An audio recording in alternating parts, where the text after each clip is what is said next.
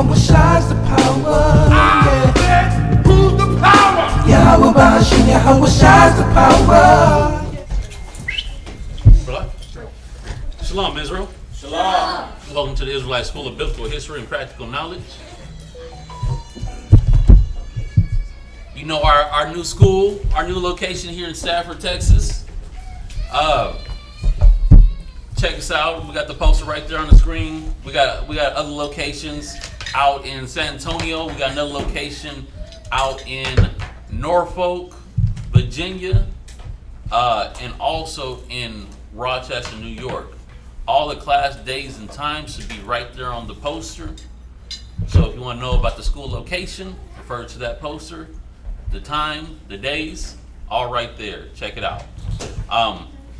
We do have the Blog Talk Radio that's hosted by Mashaba. That's blogtalkradio.com/Mashaba. Very good classes. Very, very good edification. Got Banabad, Mashaba, Tazapah, all on it. So I like the Blog Talk Radio. And it's always something good to listen to, especially if you're handling the business of the day. You know, just you're moving around, you just have it playing, listen to the brothers, going over what they're talking about. And that's blogtalkradio.com/Mashaba. We got other YouTube channels. If you're connected to this one, then you'll see all the other ones listed underneath it. So they're all there. The 5 Minutes of Wisdom, the Hidden Truth Bible Show, the Israelite Media Corp, and so on. We do have kids class. If you have small children, we do have kids class. So you can get them involved, get them engaged in the scriptures early so that they get familiar with it. So they're already somewhat familiar and introduced to the scriptures at a young age. And we do that kids class every Sunday at 1 p.m. or actually at 2 p.m. We are doing it at 2 p.m. now. Yep. Israel, they're accepting orders. If you haven't got the Friends Up subscription, you can get that. You know, it's dope. You just get a custom shirt every month with some Bible decal on it. Or if you need something customized, right? Or if you got some shirts that you want fringed, or you want something that is of your own design, you know, you can hit the sisters, and they can give you something customized. If you need some pants, or you need a tunic customized, or a girdle, they'll take care of you. I already got some ideas brewing that I'm ready to present. So yeah, you can do that. And real quick, speaking of garments, Passover garments. Yep, we're talking about it now. What y'all are gonna need to start doing, so that we don't run into the problems that we had in the previous years. You brothers are gonna have to start dropping. What did we say it was? I'll get the amount, but you need to start putting a small amount towards your garment weekly or monthly. That way, by the time April rolls around, we're not doing garments the day of. Now remember, this is very important, especially for brothers that are not in VA. Let me tell you why. Because we got to travel. So you can knock a few days off the timeline. So if you don't got your money in for your garment, it's going to set your rib back to have to do your garment. It's going to give her less time because we got to travel. Yeah. So the thought is, let me start putting money. You can send your money to the sisters, or you can give it to me, and I'll put it in the envelope and I'll mark it, right? And all you're doing is just, for now, go off of the price of the Passover garment from last year. So how much was your garment last year? $250, right? So that's easy. You should be able to knock that out, right? That was a what garment? A trooper garment. So yours should be a little bit more money. Why? Because you're gonna be a soldier, right? He's gonna take his test and he's gonna be a soldier. But does that mean that he shouldn't start stacking that $50 a month, or $50 a week, or 50 every 2 weeks? No, you stack that 50 every 2 weeks. That way we have it. That way you're not playing catch up. Then when we come with the actual prices, you'll either be there or close. So what month we in? July, August, September, October, November, December, right? So we got 9 months. 11. No, wait. What we got? 9 months, right? So take the price of your garment last year, divide it by 9 months, and you'll see what you got to do monthly. But it's important. We're not trying to be behind. We're not trying to order things late. Remember, we have to travel to VA. So you can either travel with a garment or without one. So they're doing the same thing in VA though. They're also going to be getting that money in early, so we can order things earlier. It'd be good if we could get the leather now. Imagine that. We ain't got to wait on leather. The colors that we have, they're custom colors, so it's going to take a minute for them to get that much leather in. Right? Imagine if they could order pants and things now. Brothers might get fat, might get skinny. That could be worked around, right? But having the leather and things like that up front makes it a lot easier. All right? So I'm expecting that, what is this, the 15th? I'm expecting for brothers, I should be getting Shalomaya, Shawashana, or me should be getting, I forgot how much we said we were going to do per 2 weeks. I'll find out and I'll let y'all know. But we should be getting something in the next couple of days. Everybody getting paid on the 15th, right? Towards your garment. That's all I got to say about that. That's all I got to say about that. And he read what it applied to. No, it's important, man. We don't want to put the sisters in a situation where they got to stay up 24 hours straight, 48 hours straight trying to get garments together. Remember, the brothers without ribs get their garments done first. So it would be on y'all to get your money in. That way everything can get done. And the brothers with ribs don't got to stay up crazy hours getting their husband stuff together. So remember, charity, right? Ain't that what we going to talk a little something about? Right. Yeah, so go ahead, finish up. Yeah. Well, to finish the announcements through, got Hebrew Academy, Rochester every Monday. Here in Houston, we do it on Tuesday, and in VA, they do it Wednesday. Teaching brothers how to elevate to the next level. If you need to reach a priest or teacher, got Kazakia, his number is there on the screen, and you got Quatazap, his number should be there right there under his. We have a business that we'd like to actually support, Sweet Ambiance. Brothers and sisters be working hard in the mall, trying to push the business and help support the school. If you want to do your part too and get a little something in return, that also helps. Any donations that you want to drop, you can drop that into the Wells Fargo. That info should be right there on the screen. Or if you want to Zelle it, you can Zelle it, or you can Cash App or Google Wallet. All right? If you want to send anything to us, whether it be books, pens, papers, apocryphers, dictionaries, annotated Bibles, Bible dictionaries, you can hit up Priest Pachazapa and you give you a good address where you can send those items. And that's it. Great. That is it. All right, so today's class is titled "The Selfish Point of View." Selfish point of view, and what really inspired this was just thinking about how we're all here using the same Bible, right? We're using the same Bible. We're reading the same scriptures, but who's applying it? Are we applying the scriptures with each other? Like, I apply it to you, and then you use the same book and you apply it back to me, right? Instead of like the child scenario. So the child scenario is like this. The child expects the parent to always feed them. The child expects the parent to always clothe them. The child always expects the parent to keep a roof over their head. It's not even a thought for them to, how can I alleviate some of the burden? How can I look out look after them? Because they're just a child. That's their mind. They take. So that's where the class is going to be starting off at. That's where the mind of the class is. The first scripture I want to get is Matthew chapter 22 and verse 35. And really, all that child has to do is just be a good child, right? Pretty much. Your parents provide for you. They feed you, they clothe you, they do all those things.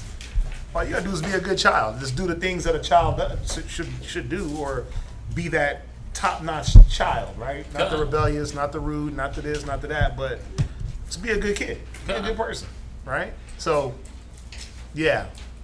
Be an outstanding Israelite towards another Israelite that's being outstanding towards you. So I'll make a shirt out of that. Be a good Israelite.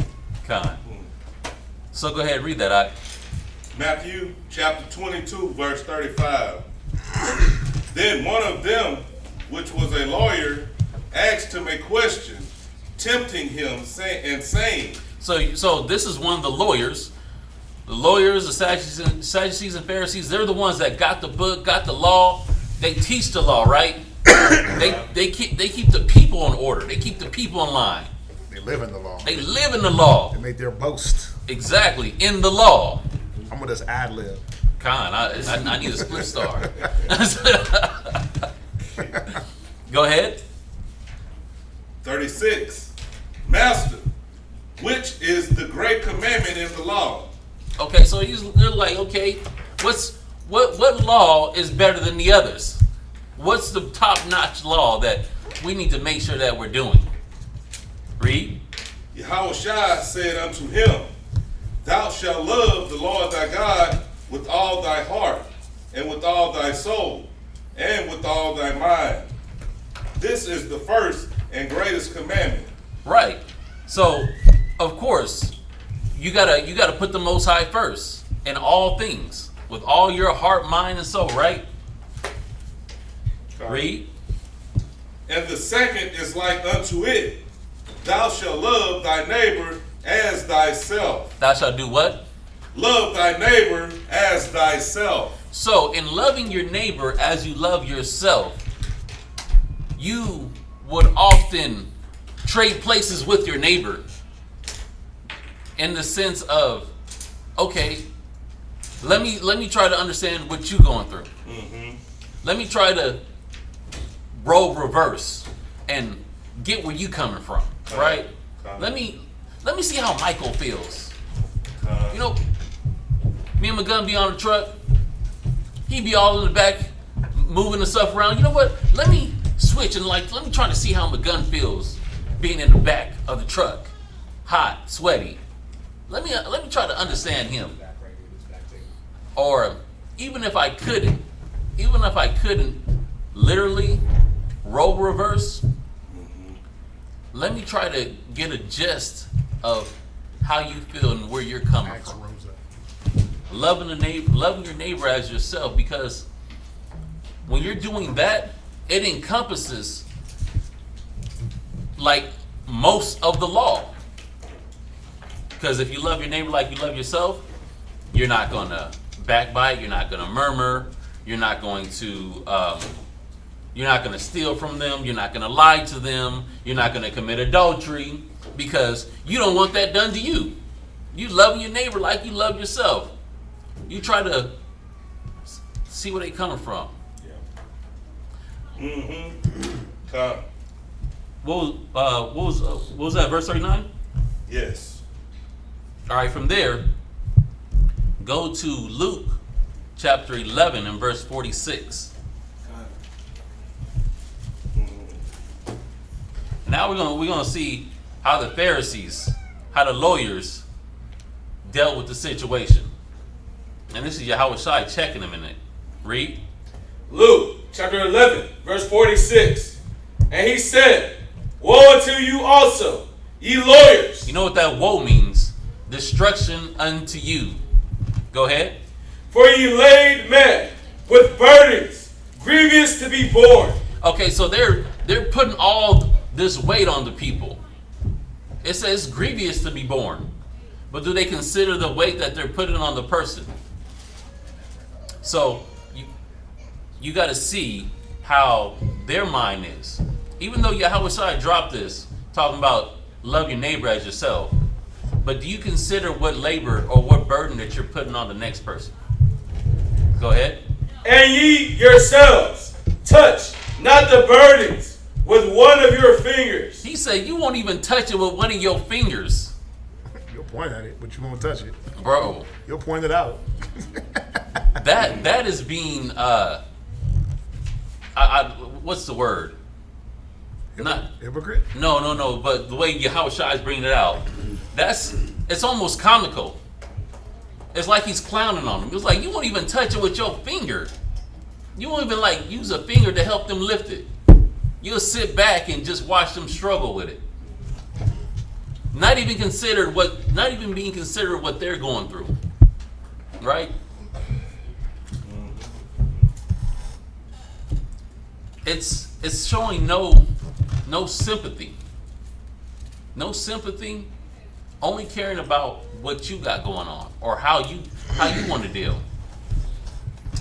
I want y'all to look up a definition for me.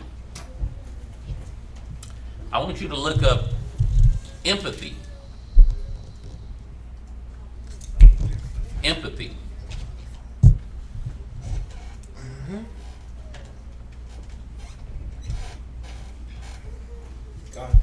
Got it? Empathy. Identification with or understanding of the thoughts, feelings, or emotional state of another person.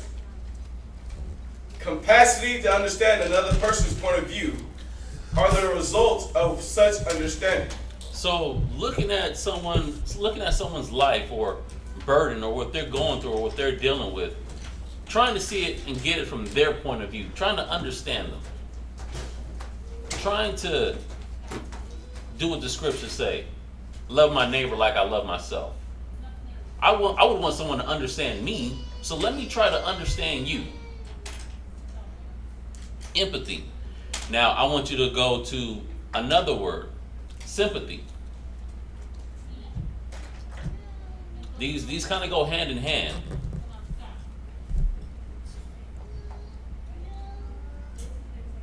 So empathy so the definition that I got for empathy is the ability to understand and share the feelings of another. You got that? God, sympathy, feelings of pity and sorrow for someone else's misfortune, and understanding between people, common feeling. Okay, so this is what I got. This is my sympathy. This is the definition for sympathy that I found. So sympathy involves understanding from your own perspective. Empathy involves putting yourself in another person's shoes and understanding why they may have these particular feelings. So, in the truth, we got to do both. Because guess what? You're not going to always be able to exactly know how someone feels in an exact situation. But you can have an idea. Like for example, I use a truck scenario with my gun. If I'm not physically able to be back in the truck, be in the back of the truck, I'm like, oh, so being in the back of the truck is probably like when I used to work at AT&T and I used to have to be in attics.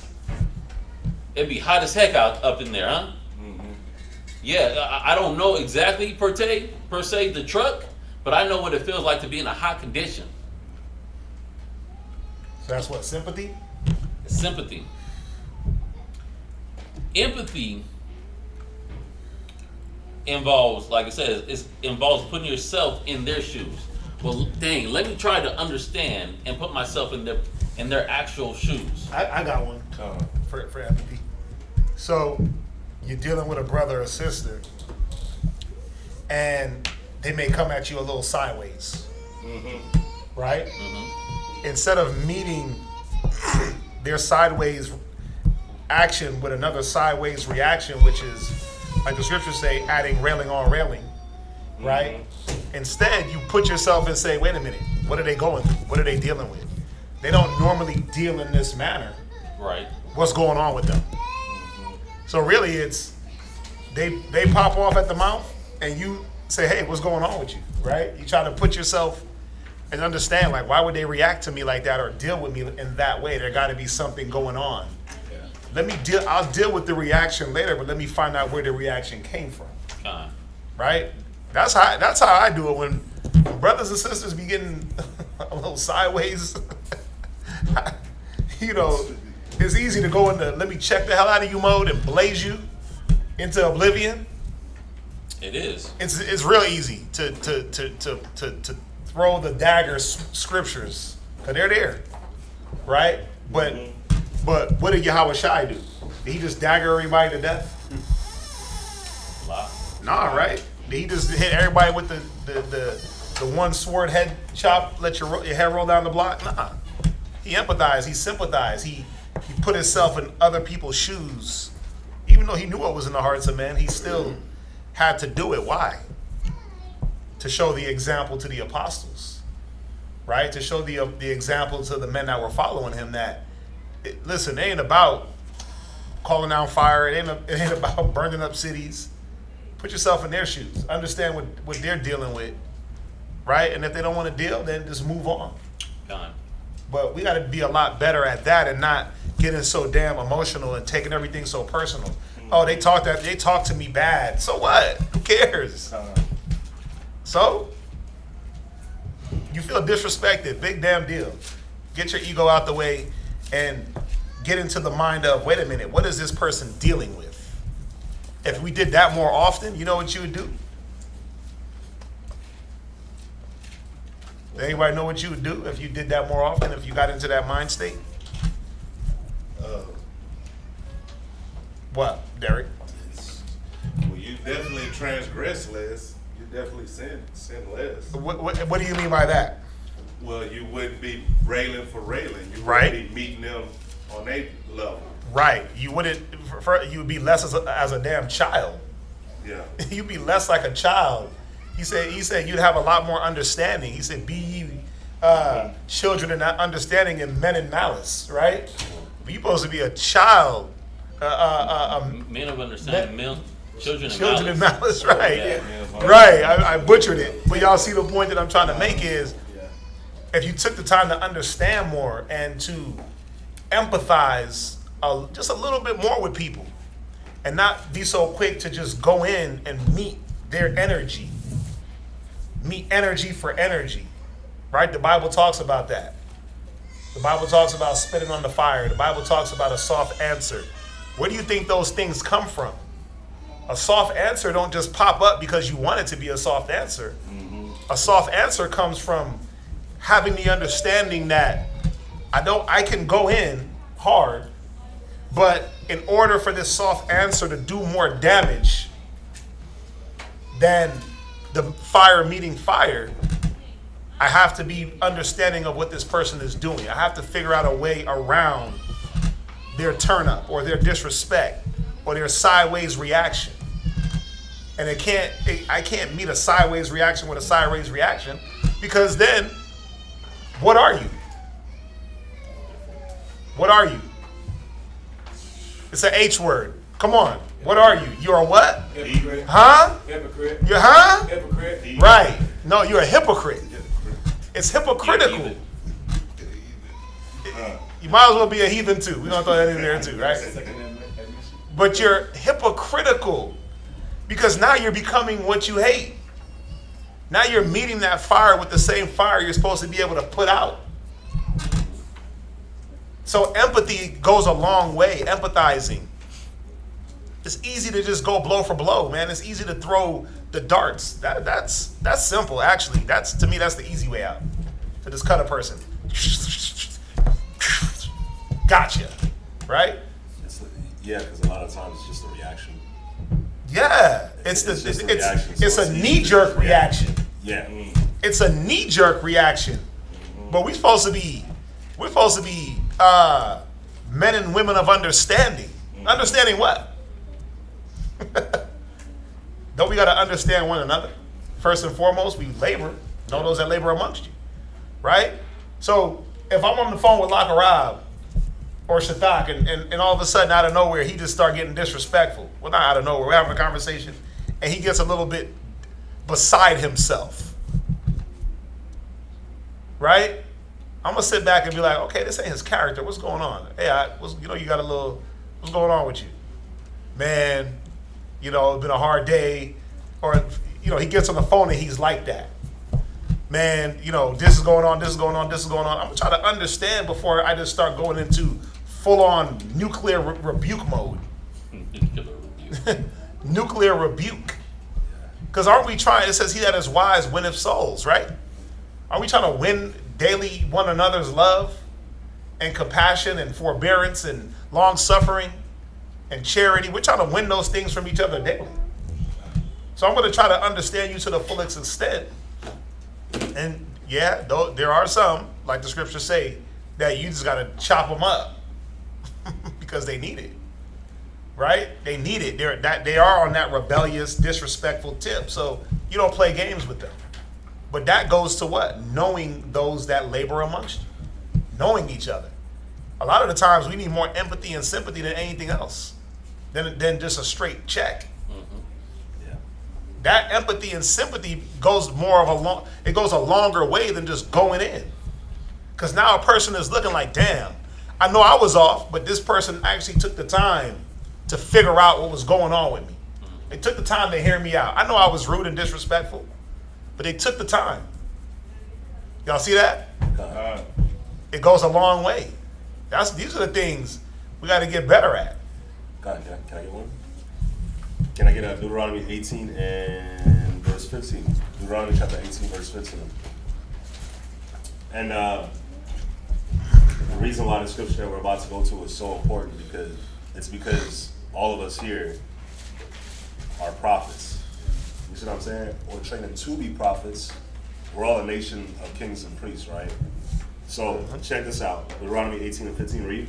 The book of Deuteronomy, chapter 18 and verse 15. Go ahead. The Lord thy God will raise up unto thee a prophet from the midst of thee. You see that? So this prophet was going to come from the midst of us, right? So when you look at our people, especially in these times, we always needed like a mediator, right? So the Most High always had somebody there for us, a Moses, a Aaron, a Joshua after Moses passed. The Most High had these men, and they were mediators between us and the Most High, right? But what's cool is they came from amongst us. Why? Because they will be able to understand us. They'll be able to understand what it is that we were going through and be able to empathize and sympathize with what it is that we're going through. Because remember, every prophet and these men that the Most High put as mediators, they had gifts. And they had the Most High's respect. So when they prayed, the Most High listened to them. So Moses, think about it. If Moses didn't have empathy and sympathy towards us, when the Most High came to him twice, when Yahushua came to him twice and was like, listen, man, move out the way. I'm about to kill all of them. If it wasn't for the sympathy and the empathy that Moses had, we would have been gone. You see what I'm saying? And it's like that with a lot of the prophets. If it wasn't for what they had, the empathy and that sympathy towards us, they could have prayed at any moment and let us die. So when you look at us in these times, it's very important for us to have that, and it's something that can always be worked on. You see what I'm saying? It's very important for us to have that. Why? Because we all came from nothing. We were all the base things. We were all the castaways. So we should understand what it should feel like to be a castaway, to be the one that didn't fit in, or to be the one that wasn't special in the world, but you're special in the truth, right? So we should all understand the curses of Deuteronomy that we're all dealing with, and have sympathy and empathy towards one another. Put ourselves in each other's shoes. Put ourselves in each other's lives. You see what I'm saying? So that was the whole point of the Most High raising up. That was one of the biggest points of why the Most High raised up a prophet from amongst his people, because that prophet was going to be able to empathize, because the prophet would have been able to be like, you know what, I've been there. And even if I wasn't there, I was around because I saw it. Yes, I may not be from the same block as you, but I was in the hood too. Right. Definitely. We should be able to deal with each other and try to understand where one another is coming from. I'm gonna give y'all a good biblical example of this. Give me Matthew chapter 18 and verse 23.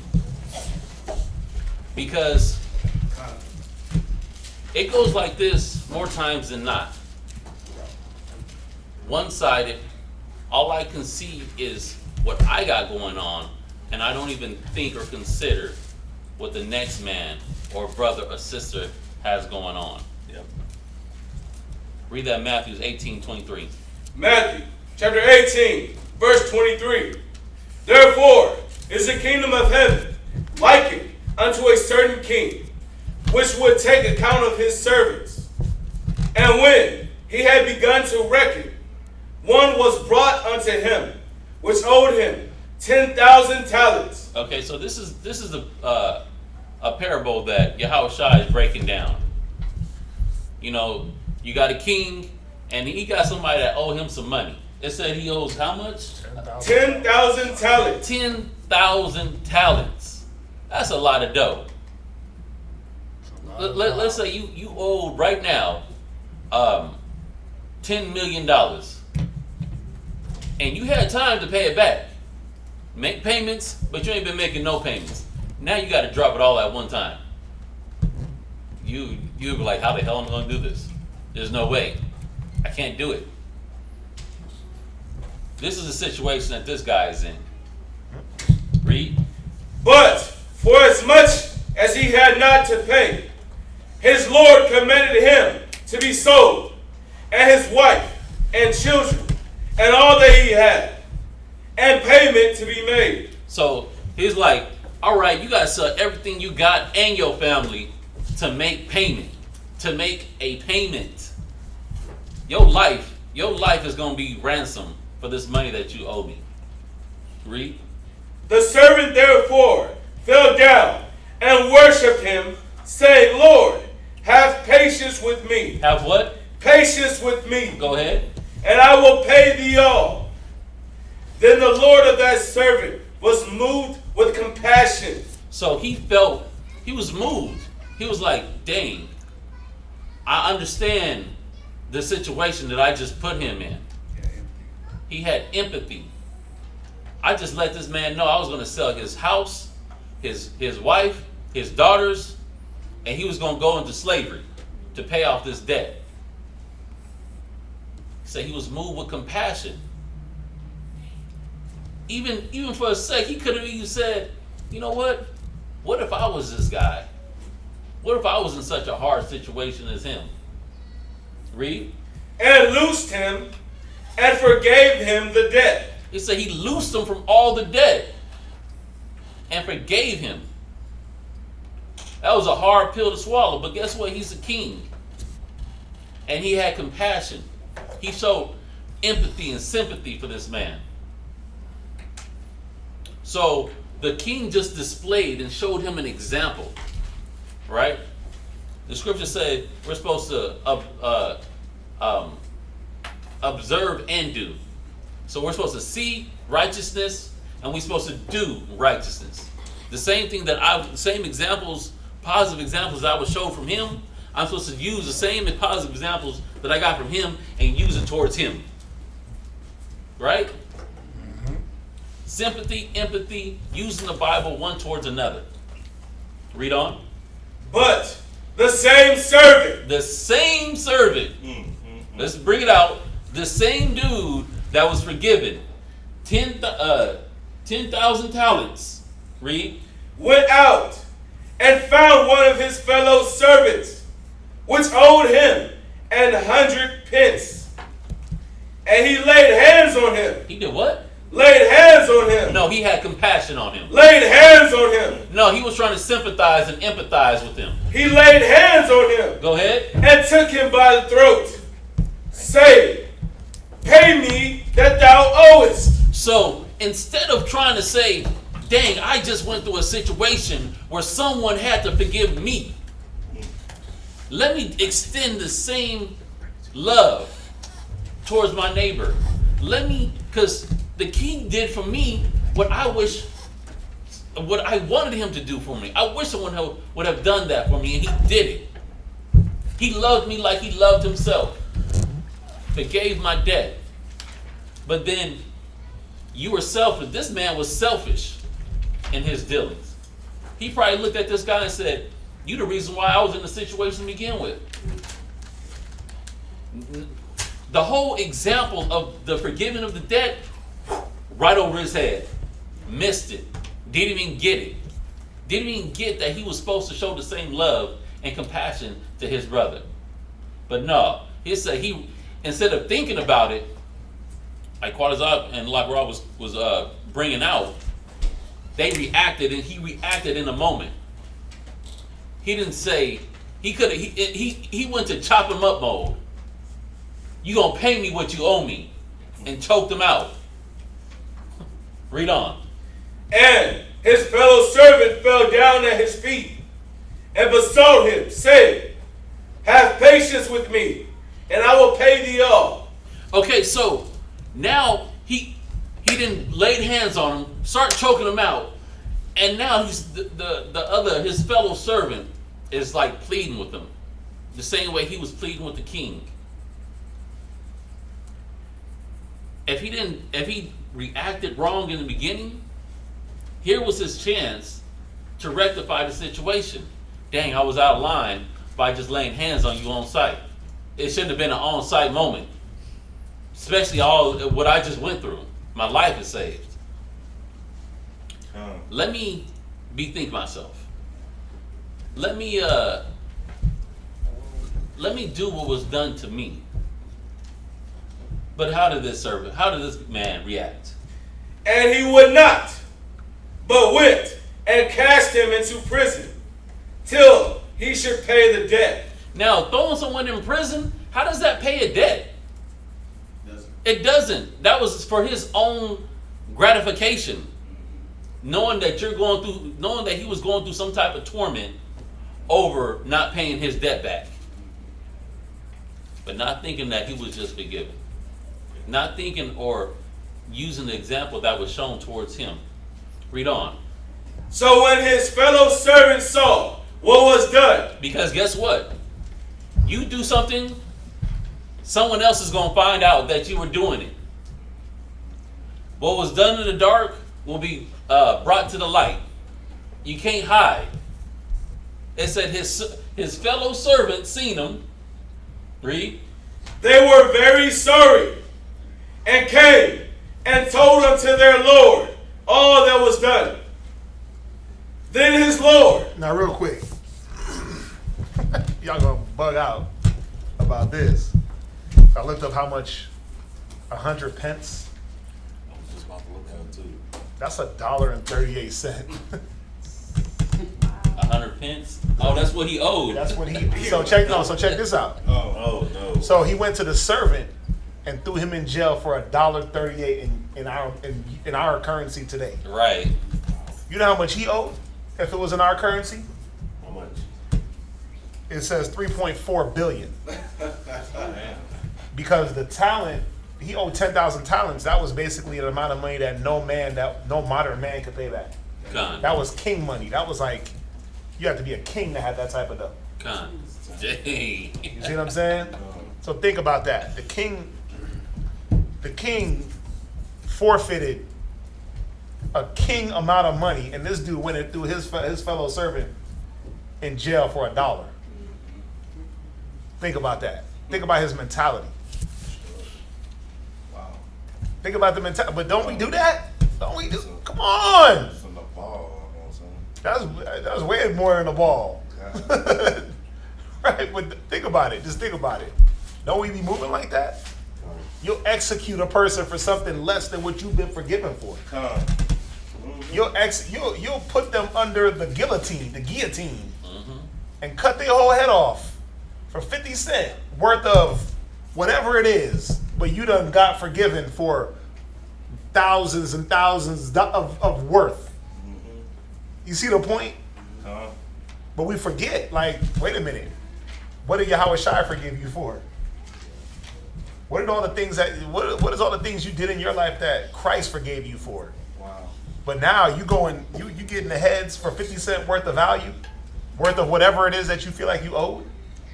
You throwing cats in jail. You exacting judgment, condemnation on people, cutting them off. I ain't talking to him. For what? The things that you owe is greater in value.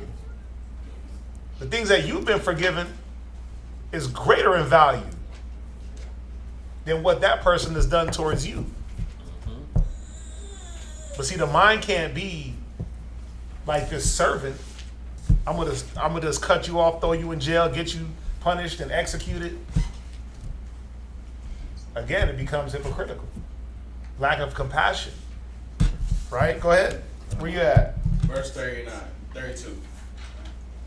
Then his Lord, after that he had called him, said unto him, O thou wicked servant, I forgave thee all that debt, because thou desiredest me. Shouldest not thou also have had compassion? He said, I forgave the debt because of what? Because thou desirest me. All he did was just ask. That king knew he wasn't going to pay him back. He knew he didn't have that dough. Oh, for sure. All he did was ask, and the king said, yeah, you know what? You got it. You're right. You ain't going to pay that back. There's no point in destroying your family and wiping y'all off the earth for something that you wouldn't be able to pay back anyway. All he had to do was ask. Right? He asked for that compassion and received it. But then, think about it. And that's the point. That's the point, right? That's the point. You'll be in the same situation, but worse. And a person is just asking for a little sympathy. And you're like gung-ho, no. Ain't no sympathy, ain't no let up, I'm going in. And it's like, God damn, are you serious? Didn't someone just have sympathy? On you? Yeah. Like, why would you go so much in on the next person? Why would you? A person remember it said this is his fellow servant. It wasn't like this was some other rich dude that he was running up on that owed him. It was somebody broke just like him. Fellow servant. Don't you just love the Bible? Wow. You smacking cats right in the face, right? Don't you just love it? The concepts? Because they're real. Yeah. We live these type of things every day, man. You go to war over nothing, but expect everybody to calm down because you want sympathy. But what about did you consider the next man? That they want a little sympathy, a little compassion, a little understanding. That's why, what I've been quoting to my rib. I think you might have got it in there. I've been quoting this to my rib for the last 2 weeks. The judgment you judge is what you're going to be met with. Be careful how you judge, because that's what the judgment you put out there is what you're going to be met with. I've been on her with that because at some point you're going to be in that position that you have somebody else in. At some point, somebody's going to be holding a knife to your neck. You used to having a knife to somebody's neck, but somebody's going to have a knife to your neck. And what? What you going to do? You going to slit their throat? Because you have the power? Or are you going to have compassion because you have the power? You see that? And when they got the knife to your throat, you're going to want them to execute compassion. Yep. And forgiveness. And what's the other one? Empathy and sympathy. You want them to have all that towards you. I just want to be heard. I just want to be heard out. But can you hear a person out? Are you ready to forgive? Are you ready to cancel out debt? And not hold grudges and hold things hold a knife to a man's throat? Are you ready? It's important. What it's showing us right here. Go ahead. Verse 33. Shouldest not thou also have had compassion on thy fellow servant, even as I had pity on thee? So he had pity on him. He had compassion and pity. He felt bad for him. You ever feel bad about someone else's situation? Con. But you feel bad about their situation. But sometimes, always, the role might get reversed. That person will have, the Most High will set up things and put them in the same situation for them to have compassion or have pity on someone else. And just like what I was bringing out, the daggers start getting thrown. Oh, she should have been there on time. But what about when you was late, sis? He could have said that in a different way. Well, do you remember the time that you came off in a wrong type of manner? Do you remember the lessons that were shown towards you? And that's one thing. I feel like, well, I know Israel's a forgetful hearer. And they're a forgetful seer too. That's why the scripture said we're supposed to be meditating day and night in this. Why? Because you forget so easy. You forget that you saw. Why do you think the Most High said we got to put fringes on the garment? Because you're forgetful. Because you forgot the love and compassion that was shown towards you. You forgot how someone dealt with you and how you're supposed to deal with someone else in the same loving manner. And that translates between brothers and sisters, sisters and sisters, husbands and wives. It translates across the board. It said he had pity on them. Read on.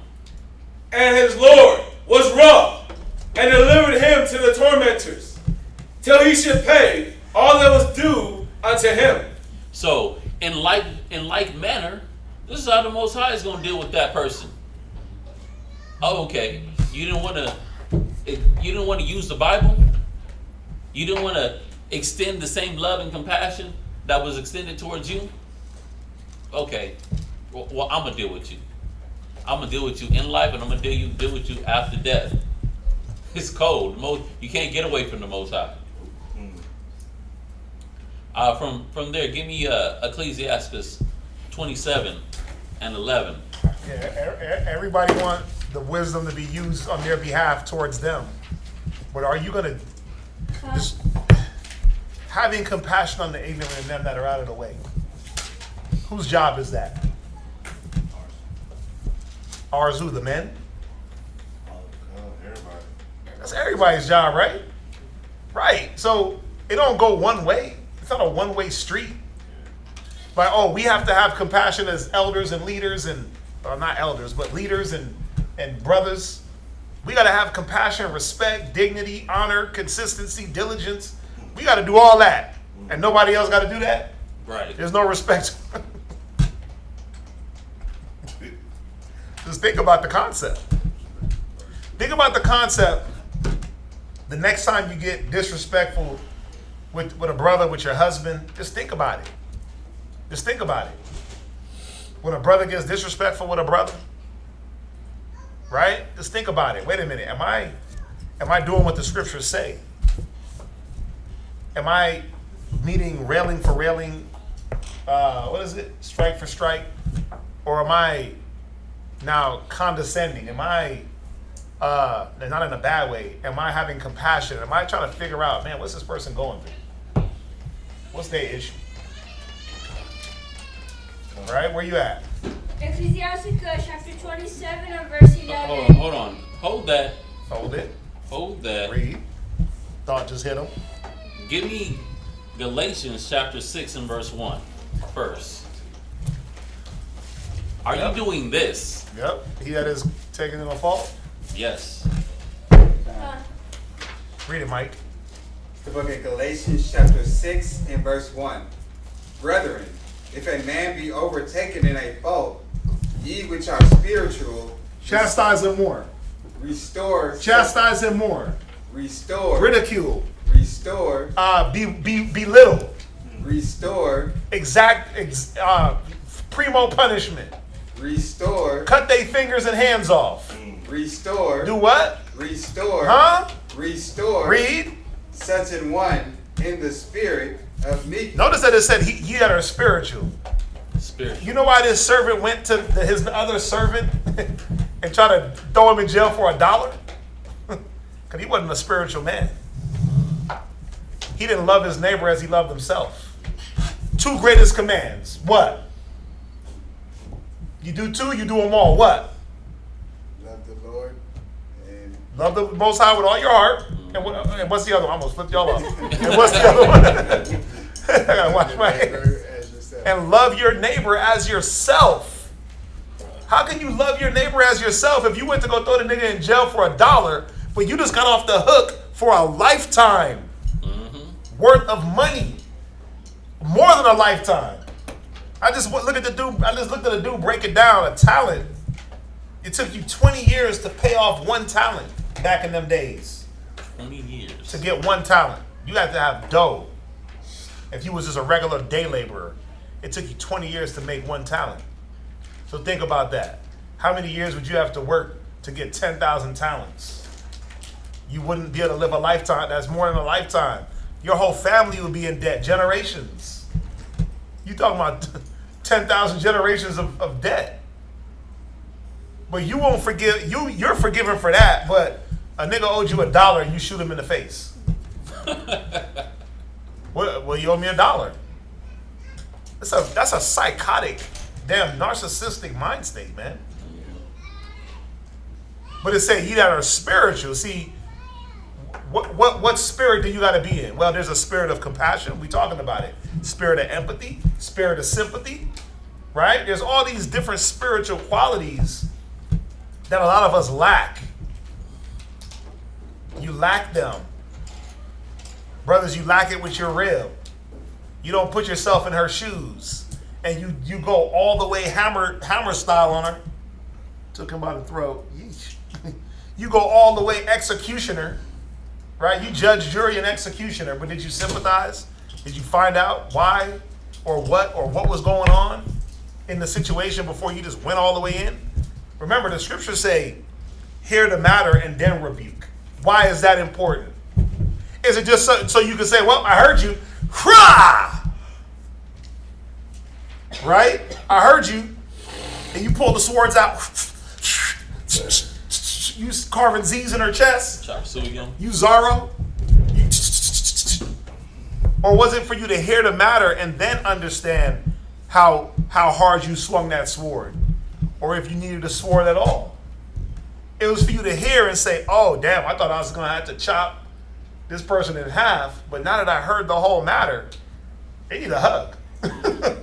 They need a hug. They don't need to be chastised. They need a hug. That is spiritual. Because what does a spiritual man do? He judges all things, right? According to what? What is he judging according to? Well, he's judging the spirit by the spirit. He's judging the situation by the word. What's needed, right? How hard do I push? How hard do I pull? How hard do I rebuke? How hard do I chastise? Maybe this is a time to exhort, right? It says rebuke, break down, tear down, but it also says to do what? Build up. Right. It says to build up. But I can't build anything up if I'm not hearing the matter, if I'm always in rebuke mode. What about that? He that is spiritual, restore. What does it mean to restore something? What? To heal what was missing in you. To heal? What else? Bring it back to how it was. Bring it back to its natural state. Form of glory. Bring it back to the way it was, right? You got a dictionary on here? Lock around? I stole his iPad. Or I stole this thing. Nah, no dictionary yet. Cap. He's a capper on here. Okay. So let's see here. Restore. Restore 1828 dictionary. Let's see. It says restore, revive. To what? To revive. To beat down. To revive. To keep killing. To rejuvenate. Right. To what? To rejuvenate. Wait, huh? To renew. Are Israelites good at rejuvenating things? You're great at rejuvenating plants. You know, it's funny. It's funny that you said that because I'm becoming Farmer Rob now. That's Farmer Rob, and I'm Farmer Zop. But Right. But you know what's funny is I watered when I was watering the plants. I noticed like like the water like runs out. And I was like, oh, I didn't know that until we started doing like the plant thing. Like you're supposed to let the water run out. It's supposed to have an escape, So a drain, yeah. So I was looking at it, and I was like, damn. So all the water really does is it brings stuff, but like when the plants get droopy, when they start to get brown, the water just revives it or rejuvenates it. So when you look at what is water in the scriptures, and with us being plants and trees, water in the scriptures is wisdom. Yep. So can the Israelites rejuvenate a plant that is getting scorched by the sun, getting dried up? Can we rejuvenate each other when your brother or your sister or your husband or your wife next to you is getting burned up by whatever it is that they're dealing with? What are you going to use to rejuvenate them with? But he that is spiritual got to do what? Use the spirit. But what does he do? Use the spirit to do? Understand? How does he? Okay, understand. What's another word for understand? It starts, huh? Have sympathy. No. Think about it. How do I get to understand the problem? What do I got to first do? What? Listen. Close. That's part of it. What else? Good answer though. It starts with an E. The scriptures say to do what? What? Explain. No. The scriptures say to do what, whether you be in the faith? Examine. You got to examine. You got to be spiritual enough to take the time to examine the problem. And then spiritual enough to know what method to administer. Right? Right? Come on. Nah, y'all ain't messing with me. That's why y'all be messing up. That's why y'all be messing up, man, because y'all ain't examining. Y'all ain't using the wisdom to examine these situations. He that is spiritual. This is a cold scripture. He didn't say, hey, anybody just go restore somebody. He that is spiritual restore in the spirit of meekness. What is the spirit of, what does that got to do with anything? In the spirit of meekness. Why was Moses considered the meekest man? Why? Because he didn't let the people take him out of his position. Okay, give me more. What about the people? Well, You're right, but give me more. Like, even though how they acted towards him. Okay, so how did they act? They wanted to kill him, stone him. Right, so the fault was towards, damn, see, that's cold. The fault was towards the one that had to restore anyway. So it's like me. If my job is to restore brothers in the spirit of meekness and sisters, what does that mean? Why do I got to be meek? Because some of their fault or issue or yelling and screaming and disrespect may be towards me, the one that has to restore. So what do I got to do in the spirit? Get mad and smack a nigga? No, I got to step back and say, oh, okay, wait a minute. I'm getting turned up. Let's see what's going on here. Right? I see the demons backflipping in your mind. Okay, let's pause. You know what you're doing? Who am I talking to? Oh, Beelzebub? Okay, so Beelzebub, I rebuke you in the name of the Lord, right? Water. And I hit you with the holy water, right? and a holy kerchief, right? No, threw a bottle of water at my head. Right? You had spirits on you. No, you don't open it. You just throw the whole bottle. Right. But no, y'all see what I'm saying? Why did it say he had his, watch, it restoring the spirit of meekness? Because it's easy to see a person be in a fault and get mad. Like, what the hell is your problem? Why are you in a fault? Why did you fall? Why do I gotta pick you up? What the hell I gotta restore you for? You know how much work it takes to pull a person out of their fault? It takes a lot of work to be able to sometimes you gotta hop down in that mire with them, in that dirt with them, and get the brand new J's dirty, get the nice jeans that you just ironed up, uncreased. Sometimes you gotta do that. And a lot of people don't want to do that. They don't want to get dirty. They don't want to get vomited on. Why'd you vomit on me? Well, because it's my job to vomit on you. And it's your job to make sure that you got your apron on, not be mad, right? Think about it. Who in here dealt with babies? You ever got vomited on by a baby? You ever take the baby and just slam it on the floor after the baby vomited on you? The hell you vomit on me for, baby? Can't say I have. Right. Why? Because you're like, oh, that's cute little baby vomit. Yay! You praise the baby for vomiting on you. Why? Because you're like, oh, it's just a cute little baby. Right? That's how I do some of y'all. When y'all start vomiting, I'm like, oh, that's just a cute little baby. Doing what babies do, vomiting. I don't get mad. I don't get pissed off. I don't backflip and kick you. Throw you down the steps, slap you. Why are you getting upset? Why are you getting mad? Why are you getting faithless? Why are you getting inconsistent? I just say, oh, I get it. They're dealing with their issues that they got to deal with. And my job is to restore that person. And not take offense. Not get angry that that person needs to be restored. Y'all see that?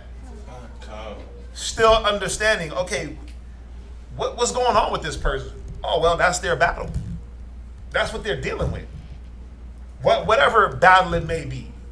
That's why a lot of y'all, it trips me out. It be killing me. You know what kills me about some of y'all when y'all come to talk to me? Y'all be so nervous and just, oh my God, and I don't know what to say. And I'm like, dude, just say it. First of all, I heard it all, right? But what if you came for counsel, I just went in like, you're off, wicked, and just ran you through a lawnmower. And more than likely, you already know. And more than likely, I already know what you're about to tell me. Yeah. Yeah. I hear it all. But my point is, just think about it. When have I ever just ran you, when have I never just heard you out in your battle and not tried to walk you through your situation? That's why it trips me out when y'all are dealing with stuff and you hide it. Or y'all are dealing with stuff and y'all don't bring it to the forefront. Or y'all are dealing with stuff and you're apprehensive to say anything. It's like, bruh, just go back to the ways I've been dealing with you. Hey, you ever came to me with a problem and I would just went into you? Bye. It's my point. If it was your fault, I went into them. They different. They can take it. But the point is, if brothers and sisters are coming with issues and problems, right, that need to be dealt with, no one's blowing your problem off, but nobody's making you feel more crappy about your situation. You already feel crappy, right? Mm-hmm. Half the time when you're dealing with something, you already feel like a pile of boo-boo. So my job is not to make you feel more doo-doo-ish. It's to say, oh, okay, damn, okay, well, what are we going to do? How are we going to fix it? Right? How are we going to get past it? That's my job. But it kills me, the apprehension in some of y'all to communicate what's really going on with you and what's really happening so that we can get results. But then that's why you're going to deal with and continue to deal with the same situation year after year after year after year. Read on. Considering thyself. Because I always consider me. I'm like, man, there's going to be a day where I might mess up and I need brothers to hear me out. Yep. I want to be heard. I want my side of my point of view. Whether I be right or wrong, I still want to be heard. I consider myself like, damn, the judgment I judge is what I'm going to be met with. Go ahead. Lest thou also be tempted. At least what? Thou also be tempted. Because no man is above temptation. We're all tempted. Don't y'all get it? What is he saying? That no matter what position that you're in, the restorer or the one that fell into the fault, I could be talking and counseling about lust today and fall into lust myself. Don't y'all get that? I could be talking about pride and counseling about pride one day, going to somebody about pride, and then guess what? Be prideful the next day. Because that's how the spirit works. The things you say, you got to stand up to those things. But also too, he may have just counseled and dealt with someone on pride or lust. You received it, but now you got to be the one to administer, be the restorer now. Are you going to be the restorer? Or are you just going to be use an example that was shown towards you? Or are you going to start cutting the person down? Man, you wicked. The Bible says this. The Bible says that. That's a Pharisee. You a damn Pharisee if you're doing that. You get the counsel, but then you can't give that to someone else. You a Pharisee. Now you're holier than thou. Remember? In Isaiah, he said, I'm holier than thou. Y'all don't remember. Remember the Pharisee that went to pray at the hilltop? And he looked at the man and he said, basically he moved over like, I'm holier than you. Right? Yeah. You holier than thou all of a sudden, but you forgot that you were restored from your faults. So you're supposed to administer that same level of compassion, that same level of brotherhood, sisterhood, charity. That stuff's important. We can all throw scriptures. Trust me, I'm pretty sure brothers got bags and 10,000 scriptures to cut their rib and 1,000,000 scriptures to go into a person over here. And you got all the rib scriptures. You got all the this scriptures, the Shemai scriptures, the Shaquat scriptures, the this scripture. You got all the submissive scriptures. You got all those. Okay, con. But are you applying those right to you? Right? Wives, submit to your own husbands. But there should be one in there that says, husbands, submit to Christ. Ooh, that would just kill niggas, right? Yeah. You just go right there. Go to Submit to Christ, chapter 1, verse 1. Brothers, submit to Christ. You be like, what the? Like, wait a minute. Have you done that? But think about how hypocritical it is.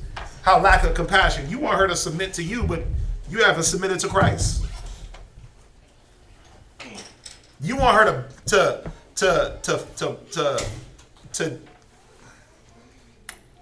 you want her to submit to your will and do the things that you administer, but are you doing the will of the Most High? Are you doing the daily communication? Are you doing the daily confessing faults? Are you doing all those daily things, right? You expect it from her, but are you doing it? I expect it from brothers, but am I doing it? Well, I do my daily calls. I do my daily 5-hour counsels. 5-hour counsels I do daily. What are y'all doing? Are y'all doing the same?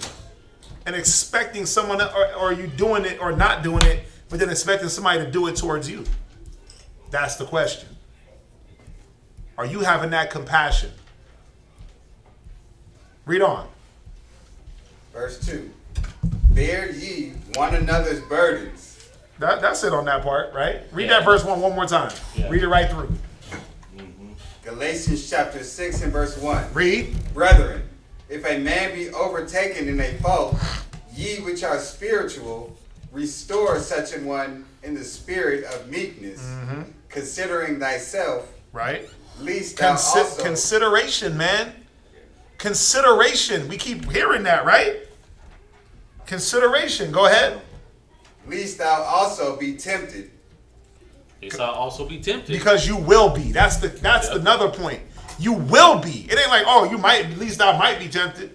It says you will be tempted. You're going to be put in that same situation that person is in. And you're going to be what? Like, damn, I should have been more forgiving. I should have been more of this. I should have been more of that.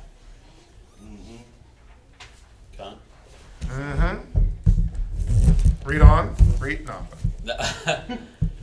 So give me that Ecclesiasticus 27 and 11. You still got it, Elijah?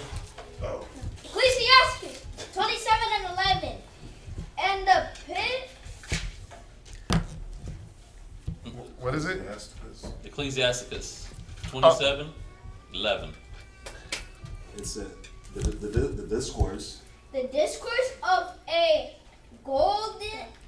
godly man is always with wisdom, but a fool changeth as the moon. Read it again. The discourse of a godly man is only with wisdom, but a fool changeth as the moon. So this godly man, the discourse of this godly man is in consideration. Is in, you know what, let me see where you're coming from. Is in examining the situation. But it says the fool changes like the moon. As we revert back to the same story that we just read. He got forgave, but he didn't want to forgive. He was in a, oh, Lord help me situation. Because my whole life is about to be snatched from me. Very sorrowful, very pitiful situation. And then all of a sudden he just switch up and change. So he changes like the moon. But we're supposed to be those men and women of understanding. Let me hear you out. Let me hear you out, babe. Let me listen to what you're going through. Let me not just snap to the conclusion. Let me understand. Let me ask some more questions so I can get a better grasp of where you're coming from. Because I don't quite get it. Let me try to get it. That's a man. That's the godly man. That's the man that's operating in wisdom. Read verse 12. Verse 12. If thou be among the Indiscreet. Observe the time, but be continually among men of understanding. Yeah, be around someone that's gonna have some understanding. Let's it's like, look, in the world, expect this.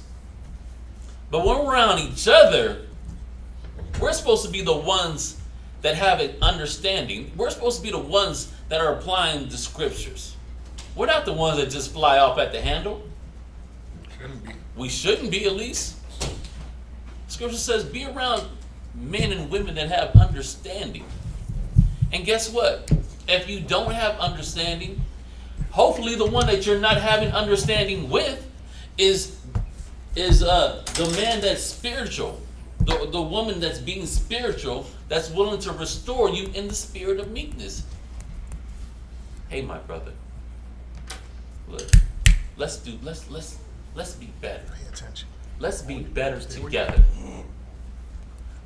Hey, wife, let's not be like that. Let's come up and be better together. Smooth voice, relaxing voice. The voice is coming out like you're getting a mental and spiritual massage. Be around people that's gonna have some understanding. But here's one thing that I consider. I consider this.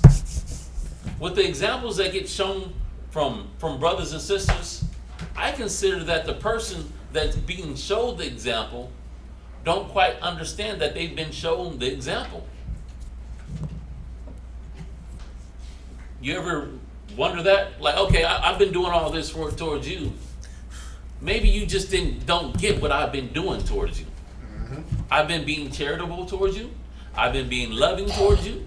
I've been being forgiving towards you. Maybe you just are not getting it. Scripture says that, we're sottish, right? Scripture always say we're slow. Are ye so slow? Hell yeah. Don't say that. So sometimes you gotta sit back and take a step back and say, let's say if it comes in a husband and wife dynamic, I sit back and think, dang, she handling the kids, she handling her job, she doing this, and she taking care of me. I really appreciate that. I consider her workload. Let me not snap so much. Let me not be snappy with her on things that don't get done on time, all the time. Let me have some consideration considering her load and what she deals with. But again, she's shown me this example through what she's doing through the house. Am I getting it? Are we getting it? Brothers are showing brothers examples through the way we counsel, through the way we strategically go through the scriptures. Not to cut, but to inspire thought and to help you consider yourself, to restore you, to build you up. But are you missing it? Did you not see that this was done towards you? And I see this as a person that Yahweh Shai was bringing out when he said, this is the seed that fell amongst the wayside. Well, we'll just grab it real quick. Luke 8:5. And I'm gonna answer your question. A lot of people don't realize what's being done towards them. Our people have been burnt and beat down so bad, they wouldn't know good if it kicked them in the rectum. You wouldn't know love and charity if it slapped you across the face, because you're not used to it. You're not used to certain things. You've been taught that love is butterflies and little squishy feelings in your gut. Rainbow emojis. Rainbow emojis. That ain't love, right? Most High said if he love you, he do what? Keep my commandments. The Most High said if he loves you, he'll chastise you. He chastises the one that he loves. That's love. But see, so when you're chastising or giving a person correction, they automatically, oh, he don't like me. He don't like me at all. Like, nah. If I didn't like you, I wouldn't talk to your ass. If I didn't like you, I would not even waste my time. Yeah. Waste my breath to correct. Yeah. I wouldn't waste my breath to correct you if I didn't like you. Yeah, it's a waste of time.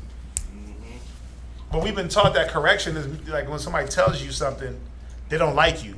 No, we tell you because the Bible says we're watchmen. We look out for your soul. If I didn't give a damn, well, that's Satan's child. I'm going to let you deal with Satan. And that's it. So, no, they don't. I'm answering the question. No, they don't.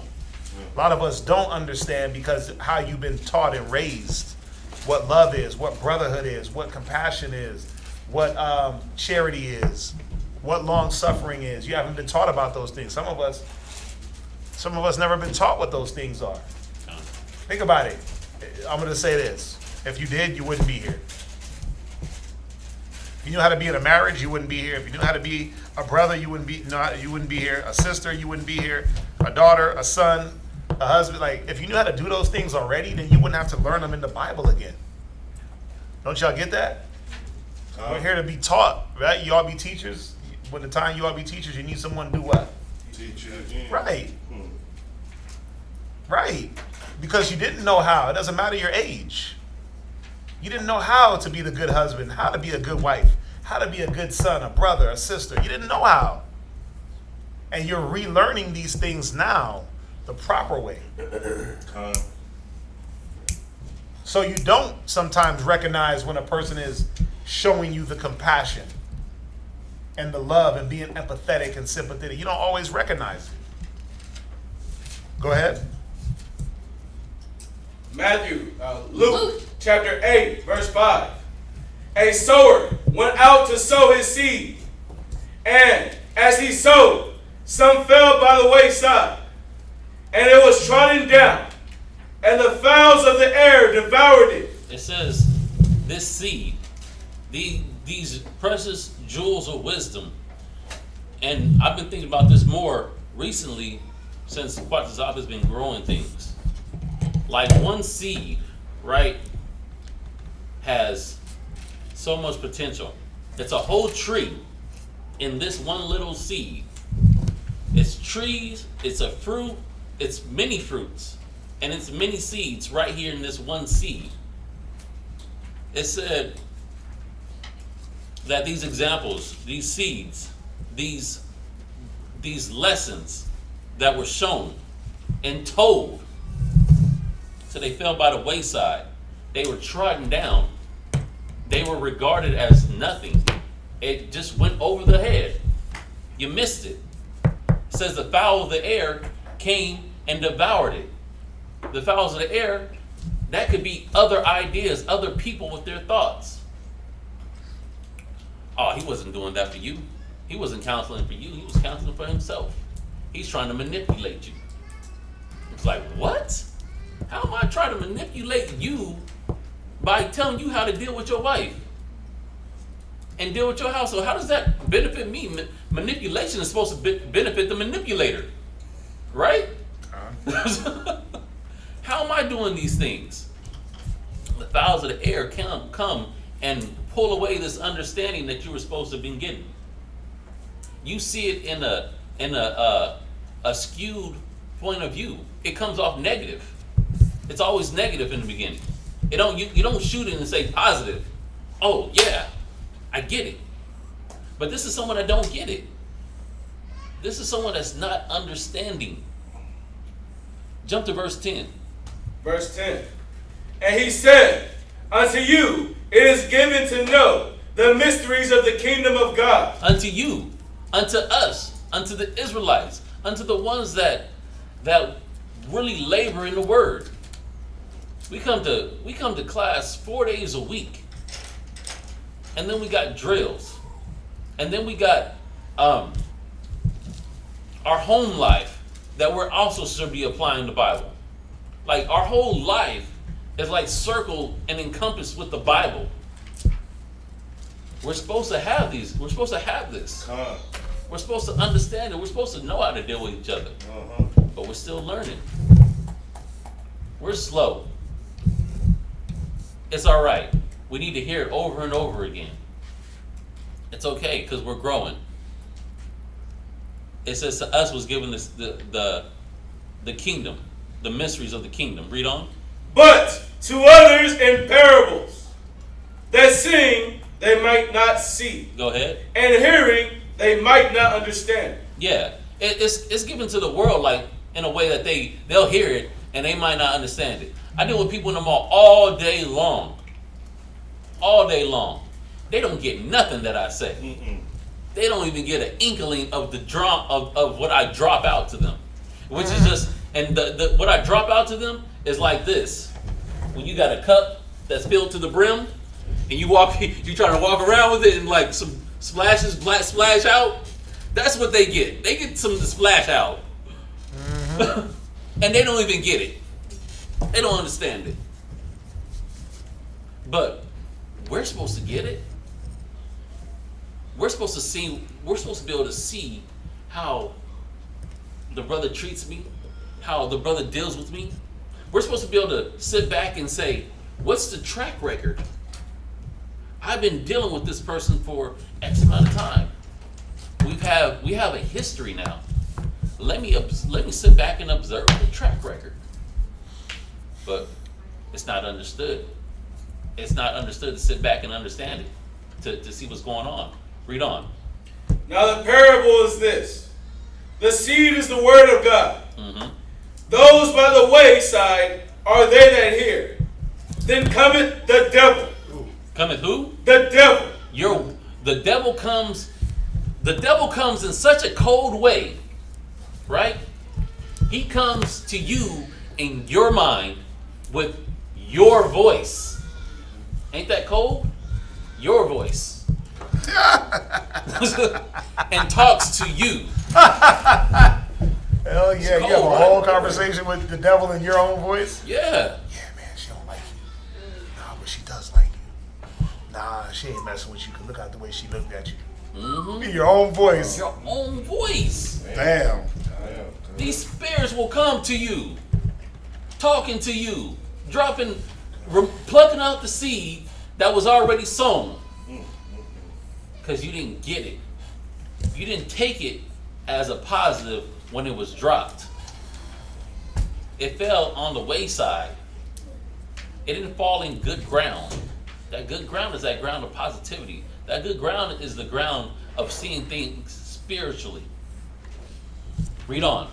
And taketh away the word out of their hearts, lest they should believe and be saved. Least they should believe and be saved from their ignorances.